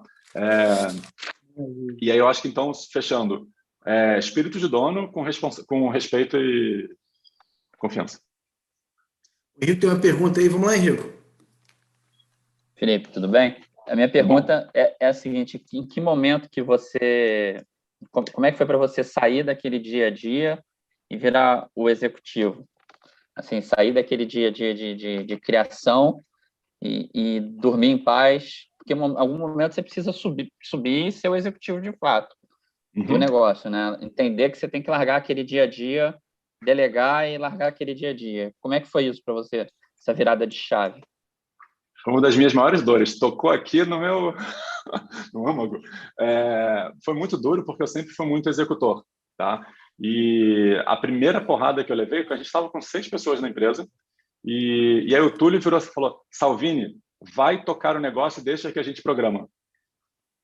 Sabe? Deixa que a gente faz as coisas aqui. Então eu fui expulso pelo time, foi literalmente, né? E aí eu brinco assim, era uma forma, eu brinco, eu programei durante 10 anos, né? Inclusive eu parei de programar tipo um mês depois dessa época, mas eu nunca fui um bom programador. Então, assim, acho que foi até uma forma educada dele falar: sai, deixa que a gente faz o código bom aqui. Mas, brincadeiras à parte, eu digo, ali foi a primeira vez que ele expulsou. E eu sempre sofri muito nessa parte de virar o executivo, né? Porque eu gosto da execução, tá próximo da operação, próximo do cliente. Então, eu diria que dentro da CIV, eu ainda fiquei muito próximo da operação. A CIV a gente chegou a quase 200 pessoas, mais ou menos, acho que 150, eu esqueci agora, mas eu sempre fui muito próximo da operação. Mas eu também sempre gostei dado que o que eu gosto é o desafio e a autonomia, pô, eu gosto disso, também quero dar para as pessoas. Então, sempre também dar esse espaço para as pessoas terem desafio e autonomia. Então, delegar. Então, sempre tentei trabalhar muito forte para delegar. E aí, onde eu aprendi mais esse lado mesmo foi na B2W. Então, quando eu saí ali para o time da 150 de tecnologia, foi onde eu realmente tive que dar um grande próximo passo, vamos dizer assim. Sempre muito dolorido, vamos dizer, porque eu gosto da operação. Inclusive, nessa vinda para cá, para pagar, me pedi para voltar um pouco para a operação para matar a saudade. Então, estou mais próximo ali, só que, ao mesmo tempo, chega uma hora que vira a chave, né? Que você até entende mais da estratégia, você entende mais do direcionamento, você entende mais de todo como que você vai fazer o desdobramento para poder alcançar os resultados do que a operação. Então, e aí tem um ponto também que eu lembrei aqui, que foi o grande divisor para mim de me tirar da operação. Lembrei, teve um ponto. Também no início da CIV, eu trabalhava, sei lá, 18 horas por dia, 16, 18 horas por dia. Normal, assim. Então, era muito intenso. E eu falava, poxa, eu sozinho rendo mais do que 5 estagiários. Então, vale a pena. Só que na hora que eu fiquei com 5 CLTs, eu falei, não adianta, não tenho quanto eu trabalho para ser mais efetivo do que eles. Então, eu preciso, assim, vai render mais eu direcioná-los do que eu estar executando. Então, hoje em dia, a minha não execução rende mais, vamos dizer assim, ou seja, está direcionando bem as pessoas para poder alcançar o resultado. Acho que isso, para mim, foi a grande mudança de paradigma na cabeça, né? Mas aí eu tenho o meu viés aqui, que eu adoro execução também. Então, tem uma partezinha aqui que eu estou segurando comigo, que eu amo mesmo. Mais uma aqui, Felipe. Você falou a questão das 16, 18 horas aí de dedicação, coisa e tal. Como é que fica a questão do equilíbrio? Porque quando você está empreendendo, a paixão fala alta, você só pensa naquilo, você só quer discutir aquilo, aquele é o que te move. E como é que você buscou o equilíbrio com a sua família lá, com a Júlia, né, e Guilherme, não sei se Guilherme ou Pedro, teu menininho. Ainda não tinha. Como é que foi esse equilíbrio, cara? Tá. Ótima pergunta. Não teve equilíbrio. Acho que, sendo bem direto, não teve equilíbrio. Então, quando começou a ser, inclusive, eu falei com a Ju, porque eu comecei a namorar ela no colégio, tá? Comecei a namorar em 2002 com ela. Então, ela já acompanhou toda a minha jornada, ela acompanhou comigo. E aí, quando eu estava ali, quando eu comecei assim, eu falei, você está preparada? Porque vão ser 2 anos sem vida, né? Então, assim, você está preparada? Porque não tem dia, não tem noite, não tem nada. Então, nos primeiros 2 anos, eu assumi isso depois dessa experiência, que os primeiros 2 anos não tem vida, tá? Assumi isso como uma verdade. Aí eu comecei a ter vida, vamos dizer assim, depois de 2 anos, né? Ou seja, o negócio já encaixou, a empresa já encaixou, já tem um time, já tem investimento, já está com cliente, já sabe, as coisas estão andando. Então, só depois que eu fui descansar. Mas aí o descansar, ao invés de ser 16, 18, foi 14, 16. Sei lá, assim, também não foi muito, mas o ponto dava para sair para jantar, sabe? Então, brincadeiras à parte, mas assim, sempre muito, muito, muito intenso. Tá? E aí eu acho que toda vez que eu mudo, até brinco depois, foi a mesma coisa. Quando eu comecei na B2W, eu falei, Ju, você está preparada? Por quê? Eu não conheço nada da B2W, vou ter que empreender o negócio. Então, assim, são 2 anos para lá. Assim, bora de novo. Aí, quando veio para a Estônia, ela assim, de novo, 2 anos. Mas, assim, porque... Todo modo do combinado não sai caro, né? Isso. E eu falei, você tem que ter uma estrutura familiar ali. Eu acho que hoje em dia, quando eu vim para pagar, eu falei, de novo, ela assim, de novo não, vai, por favor, você não pode ficar mudando a cada 2 anos. Assim. Mas hoje eu tento equilibrar mais, né? Mas toda vez que eu entro mesmo, é de cabeça, mas de cabeça louco. E aí eu tenho um negócio também, e aí eu tenho uma falha minha, né? Que eu sou workaholic. Então, assim, eu sou apaixonado pelo que eu faço. Eu verdadeiramente amo o que eu faço. Então, quando eu acho um desafio grande, que eu tô pilhado nele, cara, sai da frente. Assim, eu só amo. Então, para mim, sábado, domingo, etc. Eu aqui, por exemplo, acordo cedo. Então, ontem, eu acordo 5 da manhã, mais ou menos. Ontem eu estava aqui de 5 às 8h30, enquanto meu filho não acordava, eu estava aqui trabalhando feliz. Aí ele acorda, vou brincar com ele, vou para a feira, comer pastel, vamos fazer a farra. Mas o tempo que eu consigo ali, eu tento, ao invés de dedicar, enfim, eu dedico ao trabalho. Gosto muito. Boa. Outro ponto que você comentou que você você usa alguma metodologia, né? Porque você tem tem aquele livro GTD, né? O Getting Things Done, que ajuda a organizar coisa e tal. Então, como você está falando que você realmente faz muita coisa, você é muito dedicado, e como você bem colocou, você é extremamente organizado, o que você usa para você se organizar? Boa. Sim, li o GTD, eu uso ele, gosto muito e recomendo. Tá? O que eu uso essencialmente, eu uso Todoist, que é uma ferramenta de tarefa, né, que ela me dá as tarefas para fazer. E ele e o Google Calendar, né, o calendário, são as 2 bases da minha vida, vamos dizer assim. Tá? Então, basicamente, o que está na agenda é o que está blocado, que eu tenho um compromisso, que eu vou estar lá presencialmente, ou, enfim, vou estar lá. E o To-Do são as tarefas que eu tenho que entregar. Tá? Então, além das reuniões, vamos dizer assim. E todo domingo à noite eu faço um planejamento da semana para garantir que não só a agenda está sincronizada, assim como também as tarefas estão quebradas ao longo do dia, quando eu sincronizo, né? Poxa, dada essa agenda, o que eu consigo fazer cada dia? E eu garanto, lembra lá do Afiar o Machado, planejar. Eu tenho que garantir que o que eu estou fazendo essa semana é a coisa mais importante que se tem a fazer. Então, você nunca vai me ver com 10 coisas para fazer. Você vai me ver sempre com 100 a 200 coisas para fazer. E dessas 200, eu vou priorizar as 10 principais.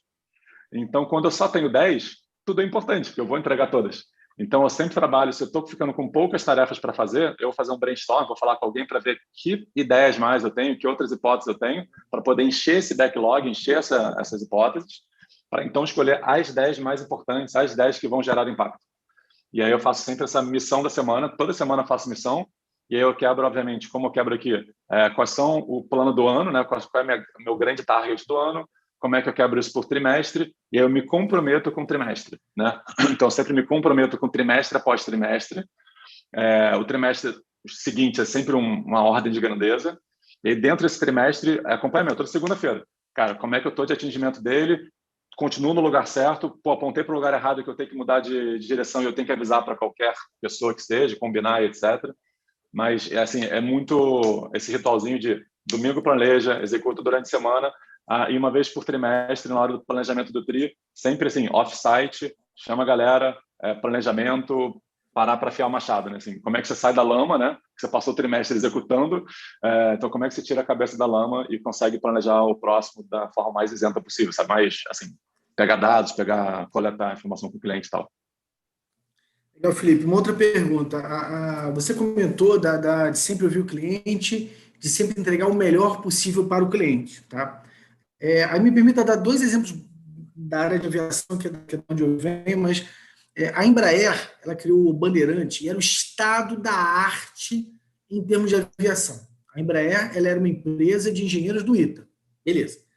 Aí veio depois o pessoal lá da Maurício Botelho, né, advindo do Banco Bozano, ele que não tinha não era um cara vindo do ITA, não era um cara de aviação, chegou, botou o pessoal, gente, ó, saiu ERJ 145, foi uma explosão de vendas, né? Então o cara, ele foi objetivo e entregou não o estado da arte, mas um avião que atendia muito bem as questões.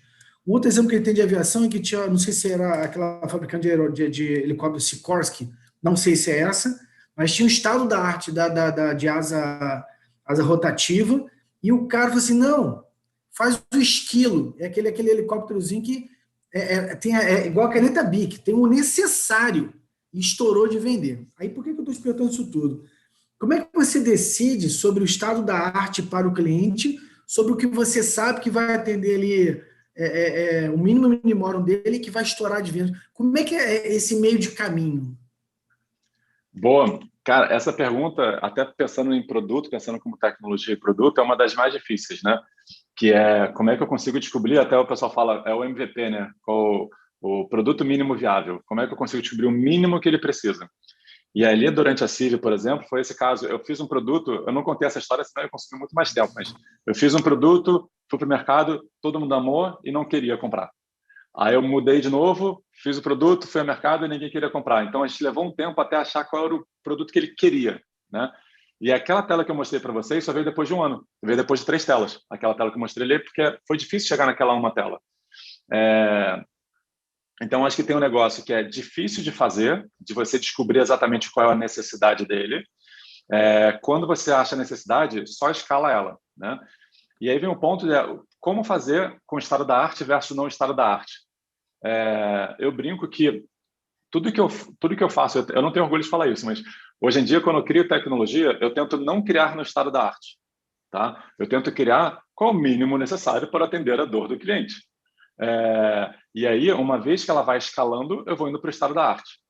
Então, eu não sei, assim, eu já vi muito casos de passar um ano desenvolvendo um produto sensacional, aí quando vai ver, o cliente não tem essa dor. E eu resolvi em uma semana, comecei a vender e depois eu fui escalando e fazendo o estado da arte, pensando em termos de tecnologia. No caso de aviação, eu sou mais distante porque é difícil você ficar fazendo melhorias incrementais, né? Então, esse é o mais dolorido. Mas, para mim, essa melhoria incremental e até onde mexer, por exemplo, é um desafio que a gente tem aqui dentro. Então, eu tenho um produto, eu tenho os clientes que já estão usando. O quanto que eu dedico tempo e tecnologia para ficar fazendo pequenas melhorias, que eventualmente o cliente não vai contratar mais por isso, o cliente não vai usar mais por isso, só vai ficar mais feliz contigo. Mas essa felicidade, o que é essa felicidade exatamente, sabe? Vai melhorar, enfim, vai ajudar a vida dele a empreender ou você vai ficar feliz porque o botãozinho está bonito? Não sei. Mas essa é uma pergunta bem difícil de escolher, de decidir. Resumindo, bem difícil mesmo. O que eu tento fazer resumindo, acho que tem uma outra forma de responder isso. A gente tem nossos OKRs, que são nossos direcionamentos, né? Então, eu quero aumentar o meu TAM, que é o meu Total Addressable Market, né? Eu quero vender para mais clientes que eu não vendia antes. Putz, isso aqui eu estou mexendo aqui. Eu estou melhorando o meu churn, que é a quantidade de clientes cancelando. Eu estou melhorando o NPS. Eu estou reduzindo o tempo de atendimento. Eu estou aumentando o take rate, que são o meu ticket médio. Se eu estou fazendo alguma coisa que está mexendo nesses indicadores, me parece que eu estou no caminho certo. Se eu não estou no caminho certo, por exemplo. Então, a gente tem uma quebra de indicadores que a gente olha. Então, para mim, eu acho que virou muito mais sobre não necessariamente fazer o estado da arte, e sim fazer o que impacta o cliente, né? O que impacta nesses indicadores. E aí tem um ponto só sobre o estado da arte em tecnologia, que quando você faz uma tecnologia estado da arte, isso atrai profissionais estado da arte. Tá? Então, dentro especificamente de tecnologia, você escolher boas tecnologias atrai pessoas boas. Então, isso acaba sendo interessante, às vezes, por conta das pessoas boas para fazerem cada vez coisas melhores. Tá? Então, se você usar tecnologias muito antigas e tudo mais, que não são o estado da arte, eventualmente você pode não atrair os melhores profissionais. Felipe, fantástico. Me permita agora, a gente faz sempre no final da palestra, eu sou um anotador nato, se eu não anoto, eu me fico completamente perdido. Eu gosto de fazer um resumão final, que aí é aquela hora que o pessoal faz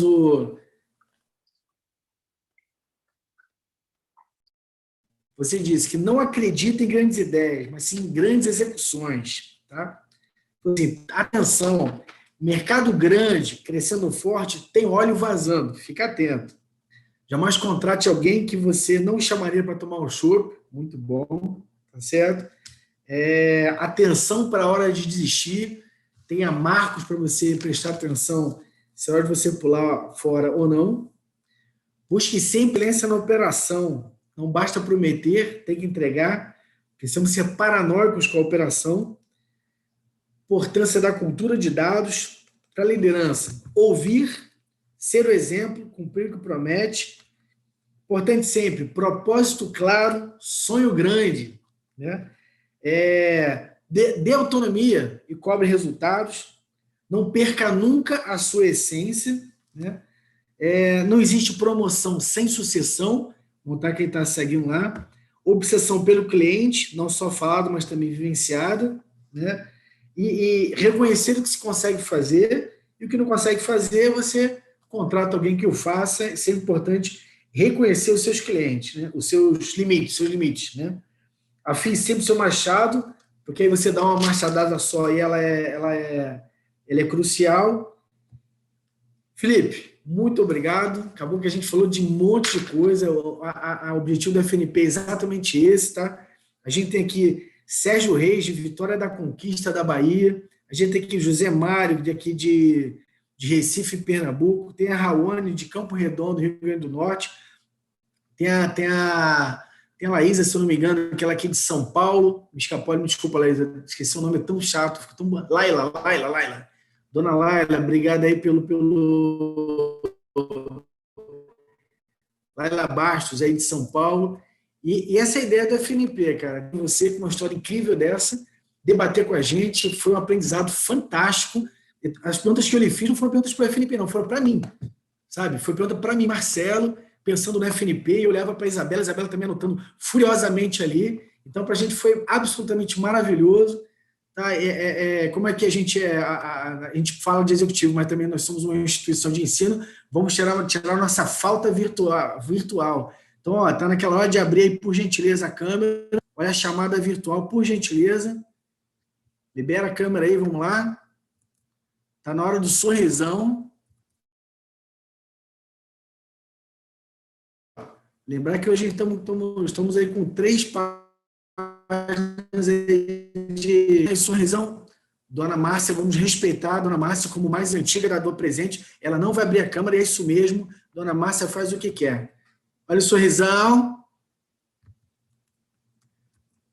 Então, foi a primeira turma aí. Vamos para a folha aí, ó. Libera aí, ó. Dona Natasha no carro. Cadê Thales? Vamos embora, Thales. Sorrisão, ó. Laila ali com o filhote dela, lindão. Olha o sorrisão. 1, 2, 3 e... Leonardo Muniz aí. Bora. Boa. Maravilha. Ó, a dona Márcia, a pergunta da dona Márcia, atenção aí, ó. Pois não, dona Márcia? Dona Márcia levantou a mão, não sei se era só para eu ficar quieta. Ah, não, você está dando um high five que ela estava na foto. Entendi, dona Márcia, captada aqui, ó. Estou aqui junto. Assistindo vocês. Sim, senhora. Felipe, muito obrigado, cara. A gente estamos extasiados. Nós fomos aqui 50 pessoas aqui às 8 da manhã do domingo. Estamos mudando o país, estamos levando conhecimento de altíssimo nível para todo o Brasil. Dona Márcia, salva de palmas para a dona Márcia. Alô!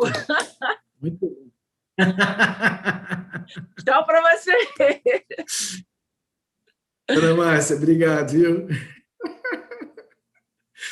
Então, esse é o FNP, nós somos família, isso mesmo, isso mesmo. Queridos, muito obrigado. Marcelo, dia abençoado para todos. Felipe, acrescentar mais um ponto que eu esqueci de falar. E quando você fez o resumo, eu achei sensacional. Obrigado, até depois eu vou até rever aqui o vídeo, né, para poder pegar, que achei sensacional. E tem uma coisa que eu não falei, que eu brinco que quanto maior o sonho, mais soco no estômago você aguenta, né? Então, como já dizia Rocky Balboa, não é sobre o quanto você bate, é sobre o quanto você apanha e continua de pé, né? Então, eu digo que quando você tem um sonho grande, cara, a vida é cheia de percalços, eu trago isso para a vida pessoal e para a jurídica e profissional. Então, cara, quanto maior o sonho, mais soco o estômago você aguenta, então a vida vai ser cheia de porrada. Bota um sonho grande, seja pessoal ou profissional, vai correndo atrás, fica muito mais fácil de aguentar. Tá? Então, realmente, eu acho que o sonho grande para mim, eu trago isso como muita força para mim, vamos botar assim. Marcelo, me permite incluir mais um? Claro! Preparar pessoas para substituir.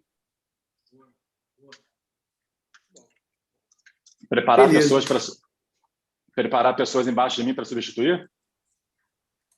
Não entendi, perdão. Sim. Você comentou sobre isso. Perfeito, Acho que é como criar o pipeline, Felipe. É uma pergunta sobre a sucessão. Perfeito. Bem lembrado. Essa é uma das artes, né? Sempre o mais difícil. Sucessão, enfim, para mim sempre foi o mais desafiador, mas eu trabalho dia a dia em cima disso. E aí, como é que eu tento fazer trabalhar a sucessão? Eu tento, mais uma vez, quando você dá desafio e autonomia, você bota a pessoa para poder pensar.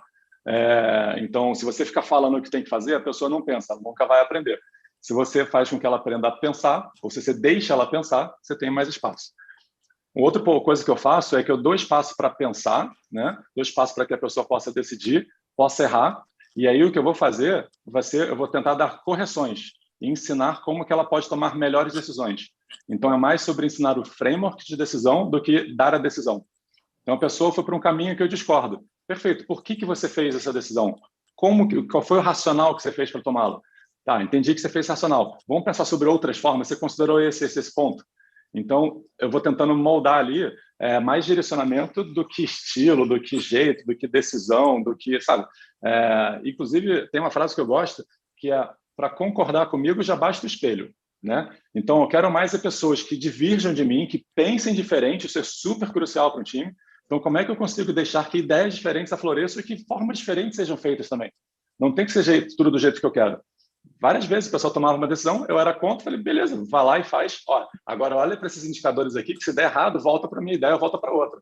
Então é muito para mim sobre o framework da decisão.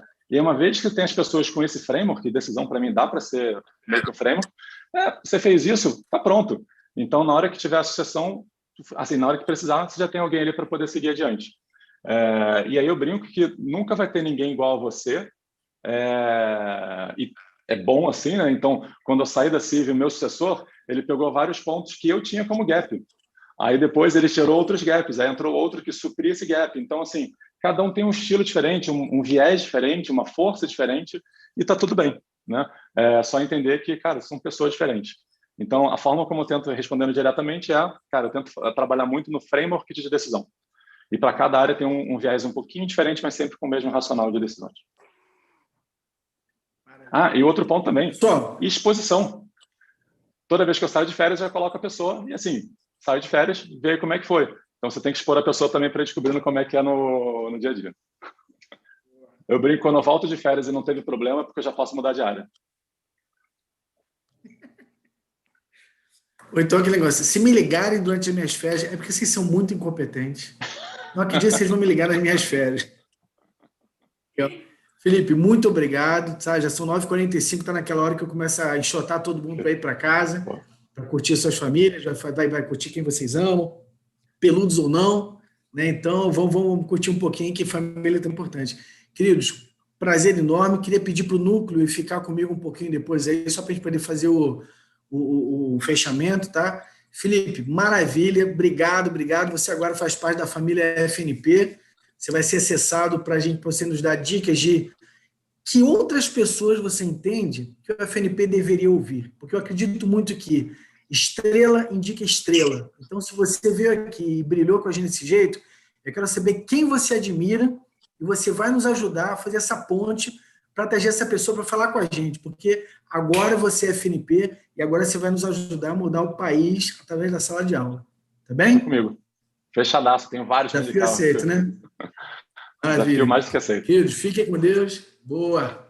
Tamo junto. Bom dia a todos. Valeu, pessoal. Obrigado, Tchau. Felipe, obrigada. Tchau, obrigado. Incrível. Anotei 3 páginas. Tamo junto. Muito bom. Muito bom, Valeu. muito bom. Vou lá tomar café da manhã com meu filho, então. Valeu, pessoal. Tá com Deus, obrigado. Abração. Tchau. Tchau. Abraço.